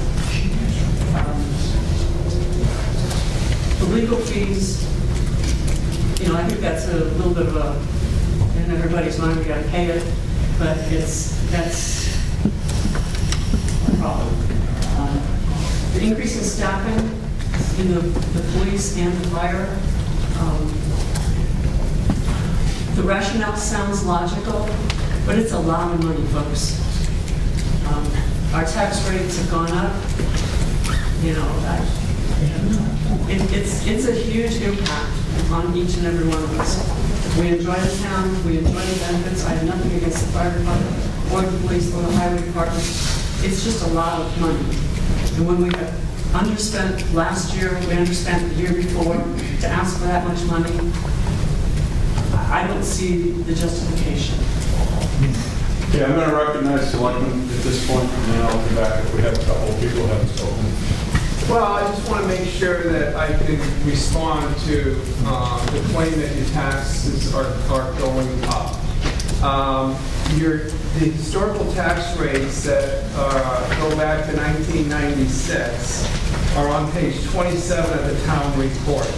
In 1996, the municipal tax rate was $4. In 2015, it was $4.32. We've taken a look at the increases that have taken place through the years, and there are some ebbs and flows in there. But that's about an average of a percent a year that your municipal tax rates have gone up. So I'm sitting up here tonight to make the case that your money has been responsibly managed, and that we are providing the services that you direct us to provide to the best of our ability, as efficiently as we can. And your tax rates over the last 20 years bear that out. Okay. Any comments, questions on the amendment? Go ahead, Gina, you haven't spoken. The one problem with that, Gina, one problem with that statement is the fact that the real estate in the town has increased in value substantially, which even under a flat tax rate moves the amount of money up that comes into the town properties. So that isn't really, it's a little disingenuous. And going back over a number of years, in 2004, 5, 6, we only had 2 policemen. And I love cops, don't get me wrong. But I mean, we're going into the 4th category with the dollar amounts. We had a smaller road crew some of the time during the early 2000s. And that's beginning to grow a little bit. So I mean, it's something to really look at. And, just don't accept a number. Well, it's up 17% because that's 17%. We were never taking, other than 1 year back, I think 2005 and 6, we gave back $400,000 to the town out of that fund. And it screwed the numbers up. But since then, in the following 5 or 6 years, 2 or 3 years, they didn't take anything out of that discretionary fund, the town. the select. In the last 3 or 4 years, we've been taking money every year, which concerns me because that means probably that the budgeting looking forward hasn't been what it should be, because at the end of the year, they bring that money back in to balance the next year's tax rate. That's a concern to me. I'm not an accountant, but it looks a little bit like it could be a problem if we had a sudden drop in real estate value or something. I don't know, but something to look at. Point. Peter, I believe you're next. Peter Benson. I would concur with Jerry and thinking that this seems very arbitrary to me, and what my concern is it completely ties the selectmen's hands in running the town in an effective way. To try to administer a cut of this size makes deciding about where those cuts happen. They tell you where all the increases and decreases are in this book, but if this gets passed, those cuts are up to them. So it can go one place, it can go another, it can go a percentage. That is a very difficult job to do. I mean, I wish it were the other way around. We say we have an extra $200,000, but we don't. I guess what I would ask you to do is to not think about, Jackson versus other communities, but do you get the value for your tax dollars and services to this town? And I think across the board, this town gets that. We get tremendous value for our service. Our taxes are not out of control in my estimation. They're, as Bob pointed out, they're lower adjusted to inflation than they were 20 years ago. There aren't many towns in this state that can say that. I think we get a tremendous value whether we base it on real estate or not. I think this town is well served by its departments and the selectmen, and I just think I would recommend defeating this amendment. Move the question. I'm going to take one more comment. So it's still open for debate. Yes, Kathy. I'm Kathleen Guthrie. I'm a treasurer, and we have a lot of new people that have moved into town, second homeowners. We have a lot of revenue coming in from our taxes from those people to offset the $200,000 that she's talking about. We have a lot of people in our town, volunteers, all our highway departments, everybody that works for this town works together. And like Jerry said and Peter said, so I'm going to put a lot of effort into coming up with a budget to satisfy everybody and to keep it low. Nobody's paying a lot of taxes here in this town compared to the rest of the state. We have very low taxes. We're very lucky to have that. I think that we should go back to where it was before at 198, whatever it is. Well, we haven't got to there yet. I'm sorry. Okay. We're on the amendment. I strongly vote against what Jeanette has to say. Or we'll be using the TAN's bill before we know it. All right. I'm going to, last comment, and then I'm going to. Joyce Allen, I go to some of the budget hearings, and I feel fairly well informed.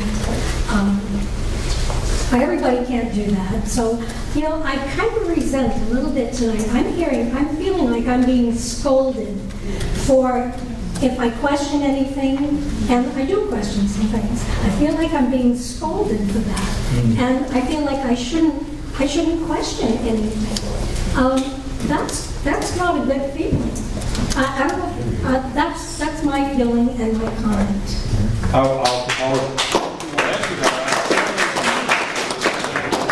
I've certainly tried to give everybody an ample opportunity to talk. And it's not personalities with anybody here, and I'm not going to allow that. But I feel bad that I understand what you're saying, and I hope that's not the intent from here. I don't personally think that's the intent from anyone. I think we tried. I've had a couple of people say, move things on. I'm very much, this especially, I've allowed a lot of extra discussion. You're talking about the nuts and bolts of operating the town, so it's important, okay? I did say that was my last comment. Frank, I'm going to give you 1 minute. It'll be less than that. I think one of the issues that's driving that is the current practice of budgeting much more than we spent in the prior year. And that's where, I've asked 1 or 2 questions today, trying to understand why we do that. And I've yet to really hear a compelling answer on why we underspent last year's budget by so much, and we have to increase this year's budget by even a greater amount when we always underspent our budgets by substantial amounts. And I guess I'll try to stab an answer to that real quick. I think that's been a trend for a long time, but I personally think that's wise budgeting. You never know what's going to come at you. But we've always been able to, for a lot of years now, as Bob has stated, we've been able to do that, and we've successfully been able to put that money back in. Now, Dave Mason had a comment earlier. Someday that may not happen. I don't think we got a crystal ball that can determine that. We've been fortunate to be able to budget in anticipation of all the needs. We've been able to turn money back. You do this, I'm just saying, whether it's your decision, it's a majority rule, and I'm very neutral on it, but I just want to be clear that you people, they have to make this bottom line work. If it doesn't work, they can't just say, we'll go out and borrow some more money. They are locked in to whatever you vote on this article. I just want to make sure everybody's aware of that. With that, I'm going to ask for a vote on the amendment. We will vote on the amendment. A reminder, the amendment is to reduce the operating budget of the town by $200,000. A yes vote on the amendment passes the amendment. A no vote defeats the amendment. If it's passed in the yes amount, we will go back and vote on the entire operating budget that has now been reduced by $200,000. A no vote, we'll go back and vote on the budget as proposed. Is everybody clear on that? Is it a question on my explanation? Because I'm not going back to comment. On the method of getting the vote, I'm going to request a written vote, written down. Okay, I'm going to, if you have 5 people that will present that, I'll take it, but if not, I'll go by a show of hands first. Okay? So I'm going to call the vote. This is what I'm going to do. A yes vote is for the amendment, a no vote is against the amendment. The left-hand side of the room, when I'm ready, I'm going to ask you to please raise your hand and keep your hands up while we can take a quick count. And I'm going to ask the selectman, the clerk, and we'll come up with a number, and then we'll do the right-hand side. Okay? Is everybody clear? So all those in favor of the amendment on the left-hand side of the room, raise your hand, please.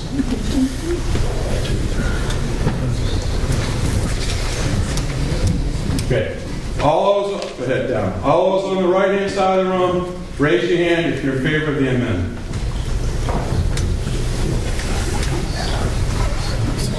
So we got 16 yeses. The left-hand side of the room. All those opposed to the amendment, raise your hand. Okay. I don't need to, but okay. All those on the right side opposed, raise your hand. The amendment's defeated very strongly. Okay? That's your prerogative, and I hope everybody's good that they've had their opportunity to talk. This is a very important item. I'm now going to ask for a vote. All those in favor? Billy, whoa. Point of order. No, what's your question? We had a discussion on one amendment. Aren't you supposed to say, is there any more discussion? If you would let me read that, I was going to ask one more time. Please let me read this. I'm going to ask for a vote that are all those in favor or opposed for the original amount of $198,492. Is there any more discussion that we have not heard on this? Yes. I'd like to make a motion that we increase the operating budget by $10,000. Maybe we can't spend $150,000 on a machine so the town can do it, but we can certainly increase the amount that we pay a separate contractor, which I think it was brought up, it was $4,000 or $5,000. We increase by $10,000, then that would be 3 times the amount. And maybe we'd have to save from before anybody makes a second on that, I'm going to interrupt that. I think the selectman wanted to make a comment on that. John? I think we this might eliminate you needing that amendment. I think we could probably find money to accommodate you on that. Thank you. Is everybody happy with that? The selectmen are going to look at ways they can increase the maintenance of the winter time sidewalk. Yes, Bob? Please consider the practicality of spending more time on the sidewalks. Unless you have that equipment during the storm, you're going to have buildup, you're going to have ice, you're going to have a minimal impact on doing that, on making those sidewalks clear. So I don't want anyone leaving here tonight feeling like $10,000 is going to keep those sidewalks snow and ice free all winter long, because that equipment needs to be here during the storm to remove it before it sets a lot of the time in order for that to take place. And the person we contract with does not have the capacity to do that, and we don't know of anybody else within a reasonable driving distance that's willing to contract to provide those services. Okay, I'm gonna ask for the vote. Okay, is everybody clear? We're voting for the total operating budget of $1,988,492. I'm gonna try this with a voice vote. I don't believe there was a second to that motion. There was not a second, so I'm not recognizing the motion. I'll go back. Would there be a second to Jeff's motion? Thank you. I'm going to move the question. All those in favor of appropriating $1,988,492 signify by saying aye. Aye. Opposed? No. So voted. Thank you for all your patience on that. That is your nuts and bolts of the budget. We'll go back. I'll see if I can get in order here. Okay, Article 7. Okay, we got a long way to go, so hopefully you'll bear with us. For those of you that want to leave, that's fine, but please try to be quiet. We're going to move along. So I'm going to ask for order here. Article 7, highway truck purchase. See if the town will vote to raise and appropriate the sum of $109,000 for the purpose of purchase of a new highway truck. The sum of $109,000 shall be withdrawn from the Highway Capital Truck Reserve Fund. Fund balance as of 12/31/15, $128,105.52. Selectmen in favor? It's been moved and seconded. Is there any discussion? Any comments? All those in favor signify by saying aye. Aye. Opposed? So voted. Article 8, Capital Reserve Fund fire truck. See if the town will vote to raise and appropriate the sum of $80,000 to be placed in the fire department truck capital reserve fund. Fund balance as of 12/31/15, $459,548.08 for the purpose of purchasing a new fire truck. Selectmen in favor? So moved. Is there any question? Not? All those in favor signify by saying aye. Aye. Opposed? So voted. Article 9, Capital Reserve Fund, Road Reconstruction. To see if the town will vote to raise and appropriate the sum of $65,000 to be placed in the Road Reconstruction Capital Reserve Fund. Fund balance as of 12/31/15 is $3,497.45 for the purpose of road reconstruction of town roads. Select in favor. So moved. It's been moved and seconded. Is there any question? If not, all those in favor signify by saying aye. Aye. Opposed? So voted. Article 10, Capital Reserve Fund highway truck. See if the town will vote to raise and appropriate the sum of $50,000 to be placed in the Highway Truck Capital Reserve Fund. Fund balance as of 12/31/15, $128,105.52 for the purpose of purchasing a new highway truck. Selectmen are in favor. So moved. Second. Been moved and seconded. Is there any questions? If not, all those in favor signify by saying aye. Aye. Opposed? So voted. Transfer station, Article 11. See if the town will vote to raise and appropriate the sum of $50,000 to be placed in the transfer station expendable trust fund. Fund balance as of 12/31/15 is $93,667.58 for the purpose of improvements to the transfer station buildings and equipment. Selectmen in favor? So moved. Second. Moved and seconded. Do I have any questions? Gino Pinicello, just asking, do we have a new written agreement with the town of Bartlett for the operation of the transfer station?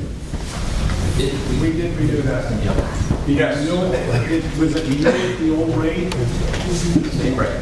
So we're paying 50% of the Major. major construction. Okay. Are there any other questions? If not, all those in favor, signify by saying aye. Aye. Opposed? So voted. Police cruiser purchase. To see if the town will vote to raise and appropriate the sum of $45,000 for the purchase of a new police cruiser. The sum of $37,500 shall be withdrawn from the police cruiser capital reserve fund, the Article 19. For the purpose, approximately $6,000 shall come from the proceeds from the sale of the 2011 police cruiser, and $1,500 to be raised by taxation. Selectmen in favor?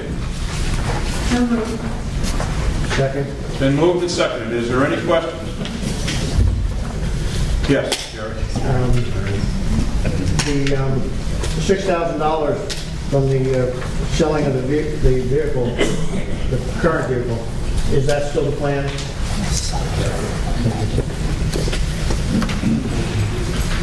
Yes. And hopefully they get Well, no, I didn't know if they intended to keep it for another use. No, there's some talk about that. Thank you. Any other questions? If not, all those in favor signify by saying aye. Aye. Opposed? So voted. Article 13, Bartlett Jackson Ambulance Capital Reserve Fund. See if the town will vote to establish a Bartlett Jackson Ambulance Capital Reserve Fund under provisions of RSA 35:1 for the purpose of purchasing an ambulance, and to raise and appropriate the sum of $45,000 to be placed in this fund. Further, to name the selectmen as agents to expend from said fund. Selectmen favor. So moved. Second. Been moved and seconded. Is there any discussion? If not, all those in favor signify by saying aye. Aye. Opposed? So voted. 14, highway repair.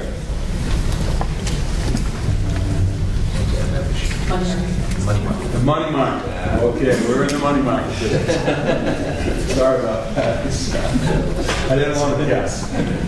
To see if the town will vote to raise and appropriate the sum of $37,472 for the purpose of highway road projects. Funds to be offset with a highway block grant. Selectmen in favor.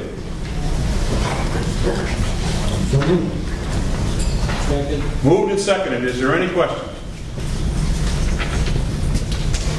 If not, all those in favor signify by saying aye. Aye. Opposed? So voted. Article 15, ETF state roads. Expendable trust fund. Yes, I did. See if the town will vote to raise and appropriate the sum of $30,000 to be placed in the state aid reconstruction expendable fund. Fund balance as of 12/31/15 is $9,464.03 for the purpose of repairing and maintaining state roads in Jackson. Selectmen in favor. Moved and seconded. Is there any question? Not all those in favor signify by saying aye. Aye. Opposed? So voted.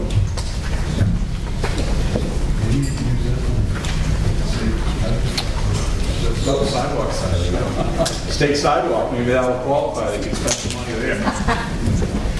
Okay, Capital Reserve Fund heavy highway vehicles. See if the town will vote to raise and appropriate the sum of $30,000 to be placed in the heavy highway vehicle capital reserve fund. Fund balance as of 12/31/15 is $60,080.99 for the purpose of purchasing a heavy highway vehicle. Selectmen in favor. Second. Moved and seconded. Is there any discussion? Yes. Yes. Anyhow, naive question, what is the difference between a heavy highway vehicle and a highway truck? An example of that would be the grader we purchased about 3 years ago, the 6-wheel drive, very That's long. a heavy highway vehicle. That's right. Several $100,000 vehicle as opposed to $100,000. Thank you. It takes a lot longer to get a lot of money back into the fund for the big ones. Okay. Is there any discussion on this? Yes. Okay, if not, all those in favor signify by saying aye. Aye. Opposed? So voted. Okay. Expendable Trust Fund Bridges. Article 17.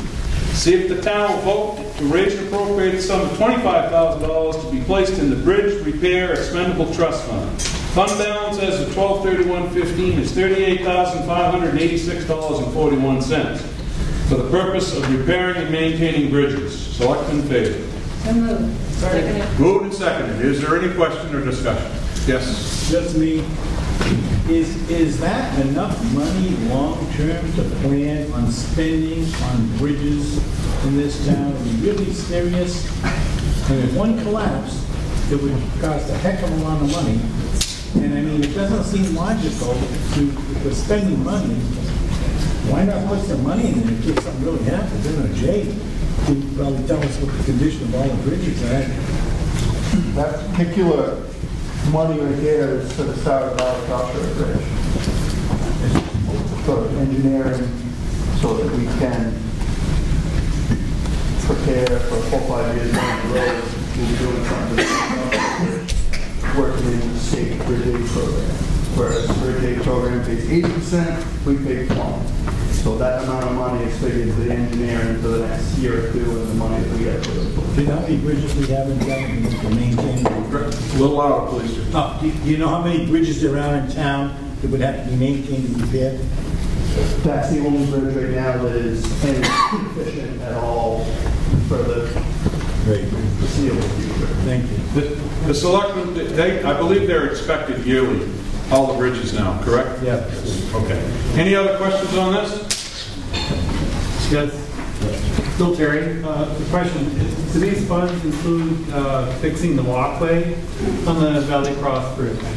Again, this whole process here is to get... I mean, a more immediate correction. I think you mentioned 4 or 5 years. I was wondering if there is any intent. We're going to keep that crosswalk closed until we get it fixed, obviously, and it's probably going to take that long for you to appreciate that. Could you answer my question, please? My question is, does this fund anticipate a more immediate repair of the walkway on the Valley Cross Bridge in the coming year?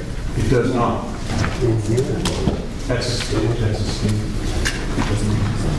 It does not include anything for this year.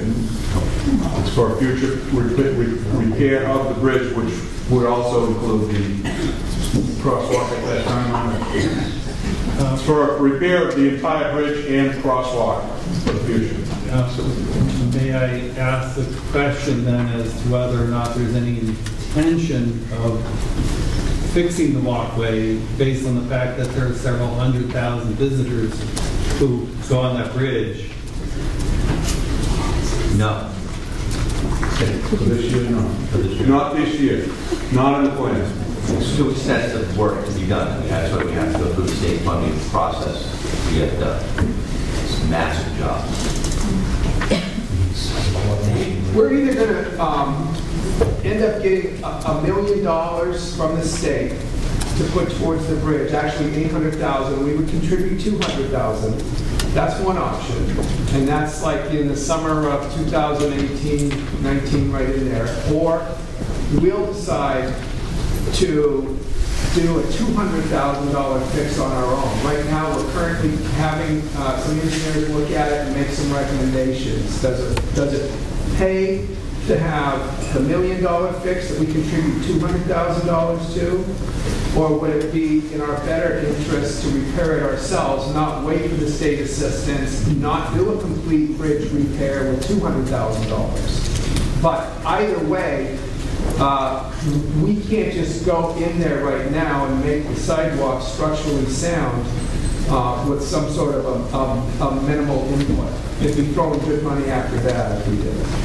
But like I said, we do have some engineering reports coming later this spring, early summer.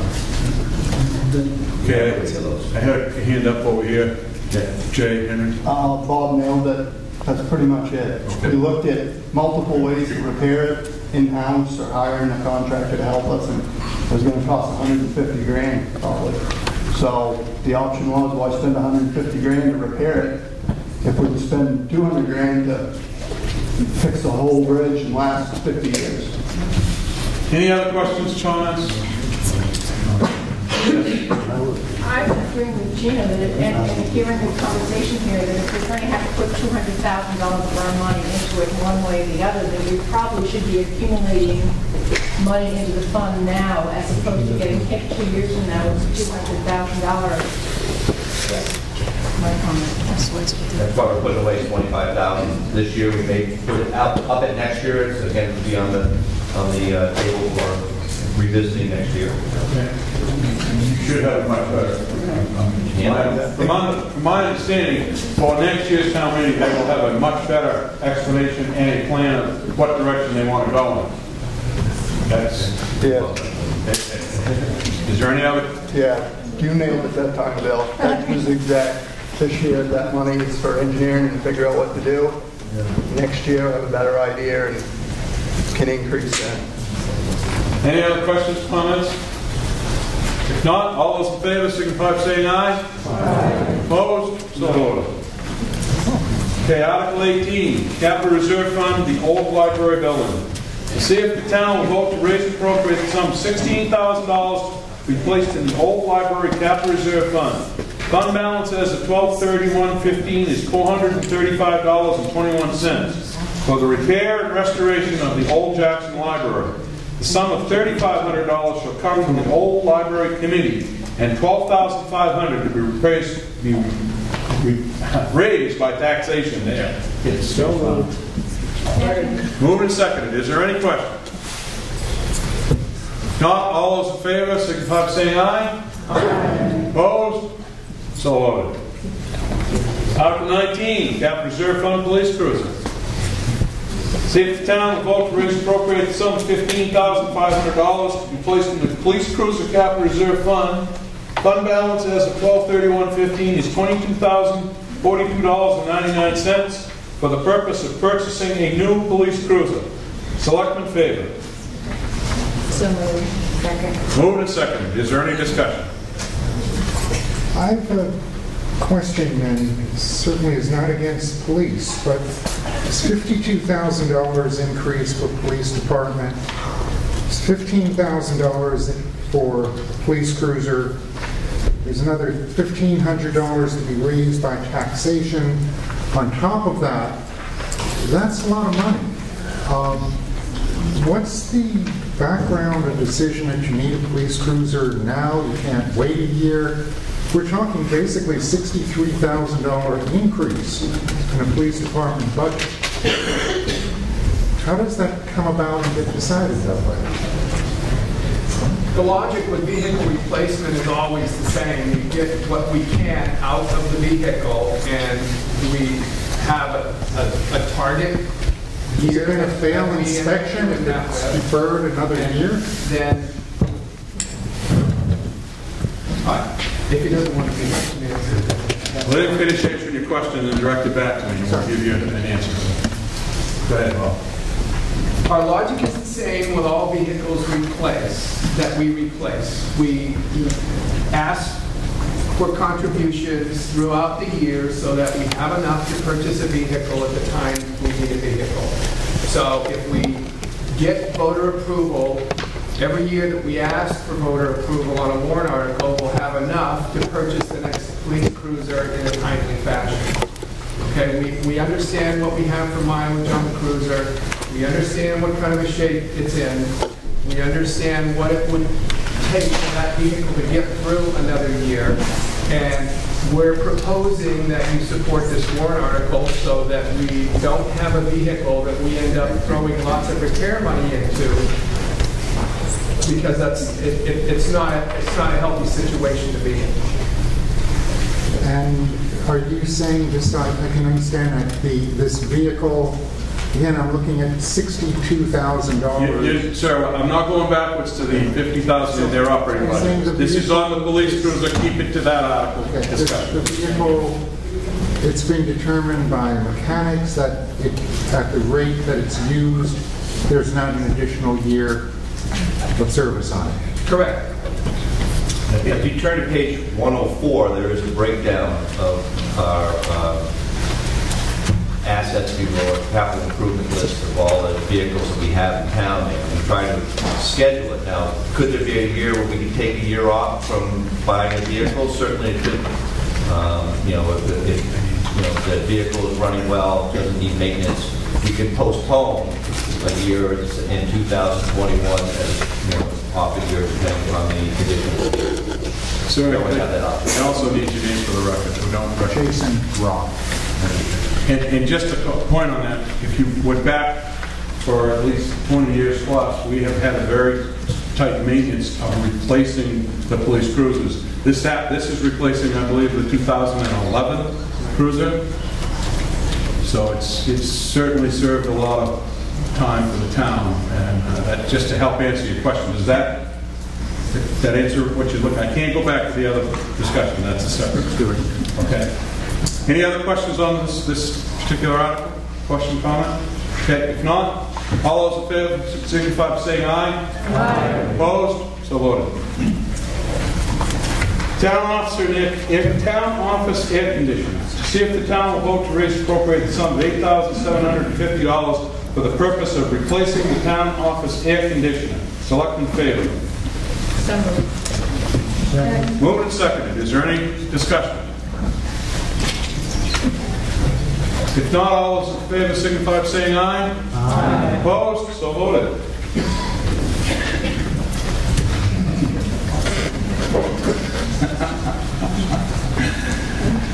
Okay. Article 21, reevaluation of town property. See if the town will vote to raise and appropriate the sum of $8,000 to be placed in the reevaluation of town property capital reserve fund. Fund balance as of 12/31/15 is $20,654.78 for the purpose of reevaluating Jackson properties. Select in favor. So moved. Second. Moved and seconded. Is there any questions?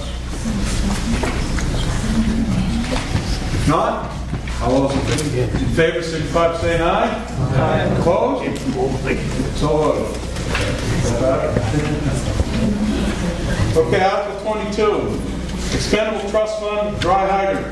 See if the town will vote to raise and appropriate the sum of $5,000 to be placed in the dry hydrant expendable trust fund.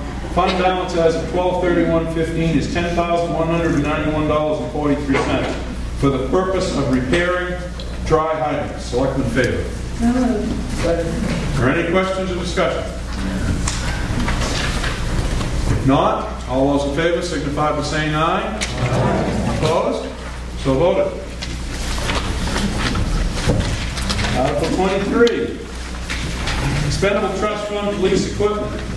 See if the town will vote to raise and appropriate the sum of $3,000 to be placed in the Police Department Equipment Expendable Trust Fund. Fund balance as of 12/31/15 is $1,323.95 for the purpose of purchasing, repairing, or maintaining police department equipment. Select in favor. Moved. Moved and seconded. Is there any question or discussion? If not, all those in favor signify by saying aye. Aye. Opposed? So voted. Fireworks. Article 24. To see if the town will vote to raise and appropriate the sum of $3,000 for the Jackson Chamber of Commerce for the purpose of contributing to the fireworks fund. Select in favor. So moved. Second. I got it. Okay. Any questions on this? Any? I was almost going to say I got to have a second, but I got it. All those in favor signify by saying aye. Aye. Opposed? So voted. Article 25, Children Unlimited. This is a petitioned article. See if the town will vote to raise and appropriate the sum of $3,000 for Children Unlimited, Inc. for the purpose of supporting the Early Support and Service Program, birth to 3 years, submitted by petition. Selectmen are in favor. So moved. Second. Moved and seconded. Is there any discussion?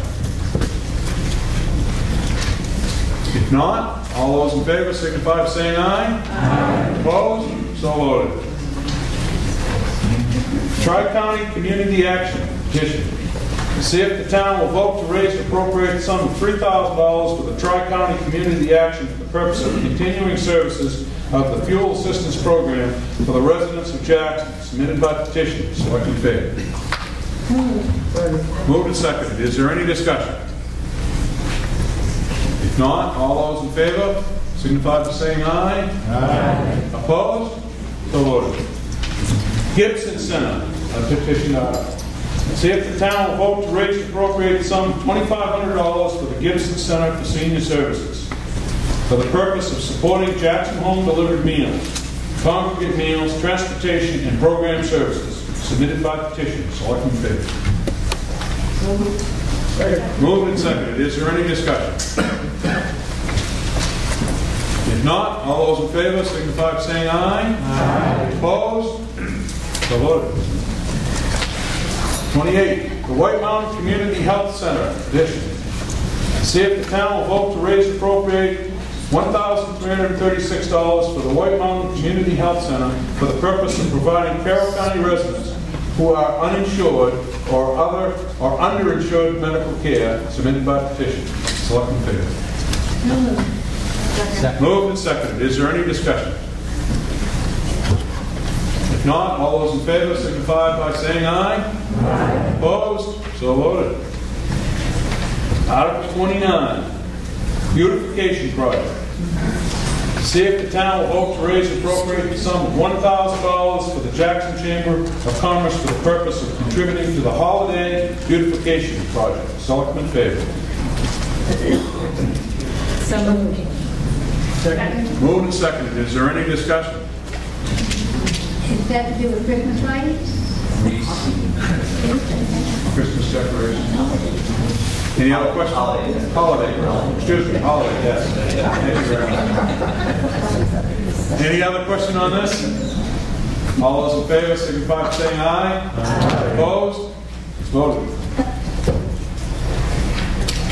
Article 30, Conway Area Humane Society petition again. To see if the town will vote to raise and appropriate $1,000 for the Conway Area Humane Society for the purpose of continuing services for stray, abandoned, and neglected animals bought by the shelter by animal control or private citizens no longer able to care for them. Submitted by petition. Select in favor. Any discussion? If not, all those in favor signify by saying aye. Aye. Opposed? So voted. Article 31, starting point.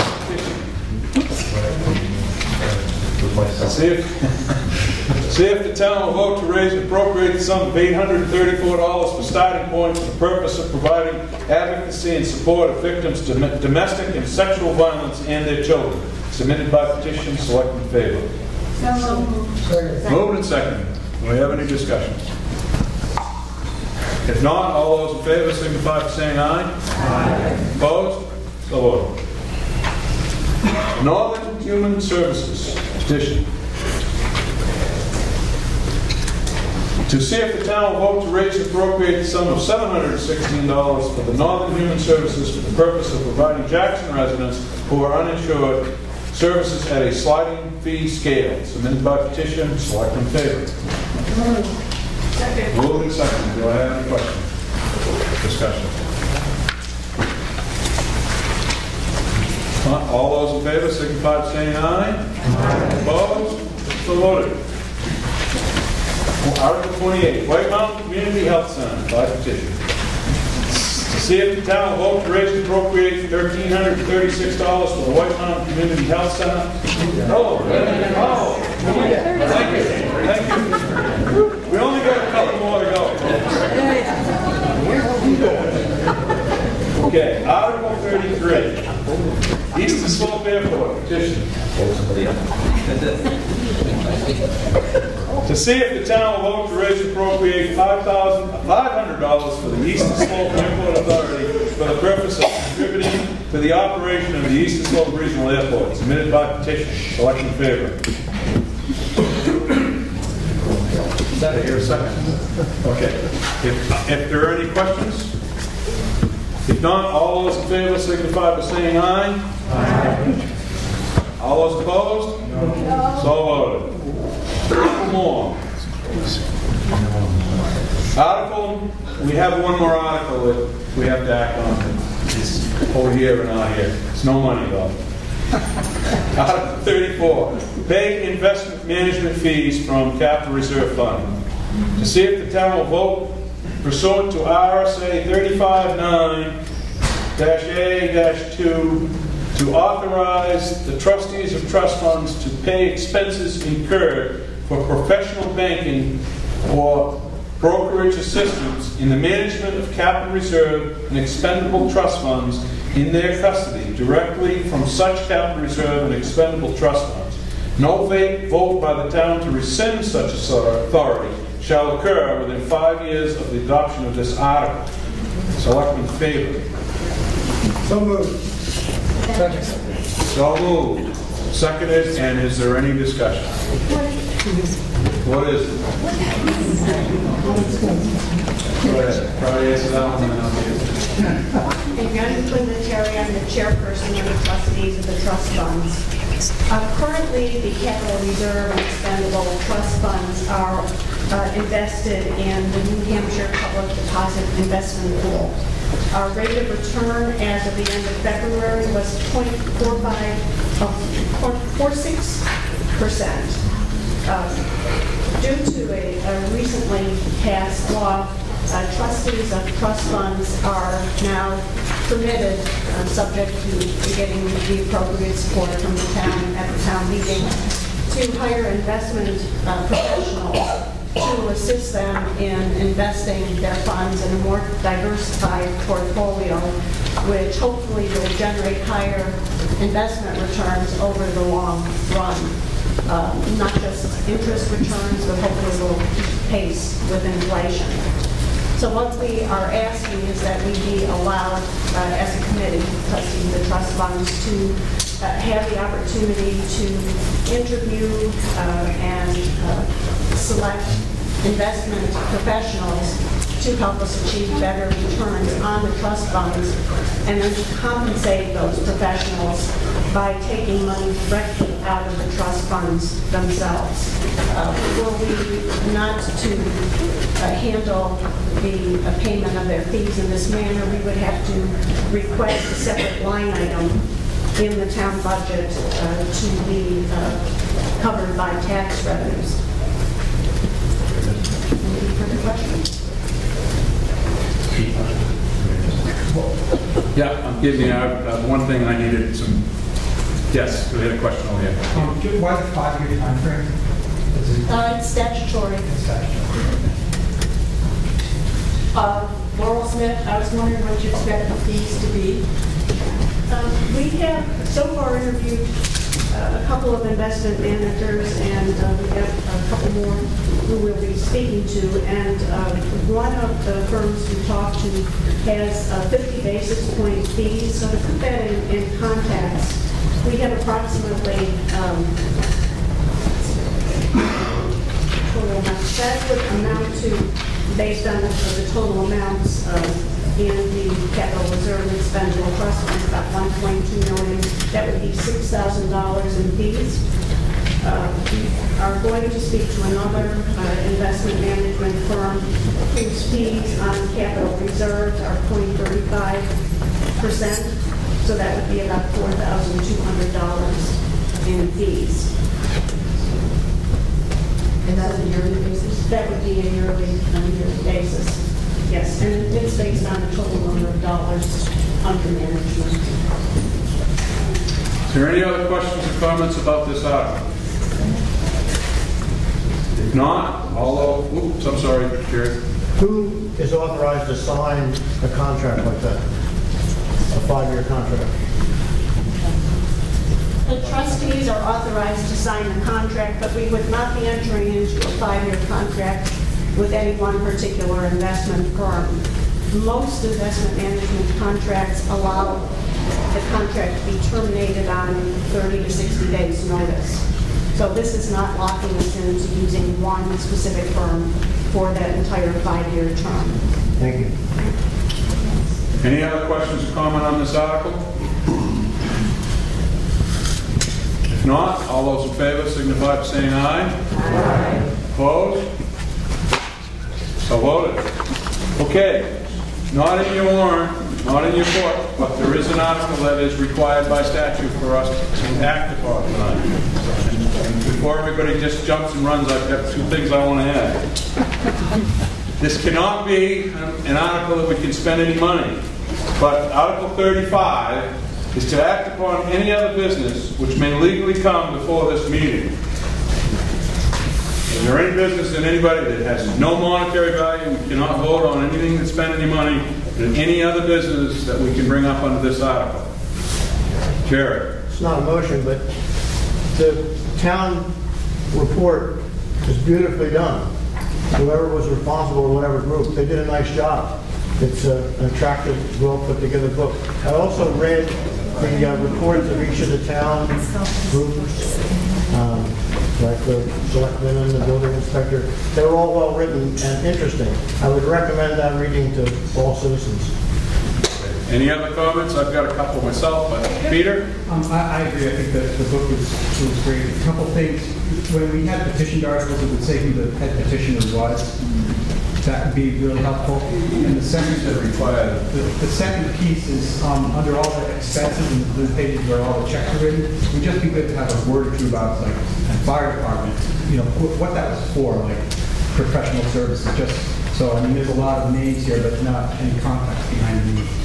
Okay, on the actual expenses. Services paid to individuals. Yes. Talking about the paid summary. Yes. And any other questions, comments under this article? I've got a couple, as I said. Anybody else? Okay. Barbara? Barbara Terrio. For those of you who haven't been into town hall recently, town offices recently, I suggest that you go there. There's a lot of work that's been done internally within our town for all new carpeting that they did themselves. Cabinets and pictures are hanging. School children's pictures are hanging in there. So anybody that goes in for a license renewal or a brand new person coming into town to pay their taxes for the first time is really welcome to a very handsome inside building. So thank you for all of that anybody did. It looks great. Lisa Baumgartner, I'm asked the question to ask the question. I have a question about the process for petitioning for warrant articles. Is that online or is that something to bring up separate? You do that petition, to submit a petition. There is a deadline prior to next year's town meeting. Yes, I have a question about the process. I know that, but when is the appropriate time, or who do I ask that question? You could take that to the town selectman's office, and they'd be happy to walk you through that. And there is, I believe, you've got a prepared form you can give them that it requires a minimum amount of signatures of legal residents, and typically, to help you answer that, typically that's been done in the fall and budgeting process, but go and get that, and you're required to get registered voters' signatures, and there are a minimum amount depending on situation. I do it each year. My question really is more, if it's a typical warrant article and it's the same thing we're doing each year and the same request from a nonprofit each year, is there any way to abridge that process, or do we have to do the same format again and again each year? I feel like we're always doing that. It's not a process. It is a format. Yeah, that's been for quite a few years, and that is a requirement. We did, I believe I don't know whether the statute is clear, but the first name on the petition has always been attached to the article. It's printed as well. We'll verify that. Okay. Anybody else have anything? I know everybody's anxious to go. There's a couple of quick things. I should have announced this when we had a full house, but the very last page in your warrant, there's a very important piece of paper here for you that may not pertain to you, but it may pertain to someone you know in town. It will help your emergency services department tremendously to provide that information. I urge you to read that, pass it on to any people you feel that it should be out there and would help in the event of an emergency, so I encourage you to do that. Just another note on the warrant. We've talked tonight, but to help you understand these breakdowns and these line items in the operating budget section, we'll try to get totals on the same page as the breakdown so you can follow rather than flipping back and forth. We'll try to improve that next year. And I'd like to say a couple things. I know I really feel bad of Joyce's comment, and I just would like to express, and I understand, that's not taken personally, but Please don't. please, It's not no, it's not, I'm just, on behalf of all the town employees, administrators, from selectmen on down, with all our department heads, I can't tell you that I think everybody is here, and everybody is around all the time. If you need information, I just want to make sure that we have a very open-armed welcome town, and we try to answer. And I just want to encourage that. That's why we like to try to work together. And for my benefit, sometimes if I cut people off, I'm trying to run the meeting as best I can. I'm trying to keep order. But there is statutes that require that I limit you. You have to discuss the subject matter of the article when we're talking about those things. And I can't go back and forth as much or go back to an article that we've dealt with. So on those things, I just want to be clear. And I really want to thank everybody. It's been a long night. We had a very long talk there about the operating budget, the nuts and bolts, and I appreciate everybody's cooperation, and I thank everybody for coming out, and thank you. And I thank everybody that are here and not here. We had some pretty tough elections this year earlier. We got 2 coming in the fall, and I'd like to personally thank all of the volunteers that's helped those. We're really going to need you in September and November. See you. Well, I think we're huge thanks to give so much time.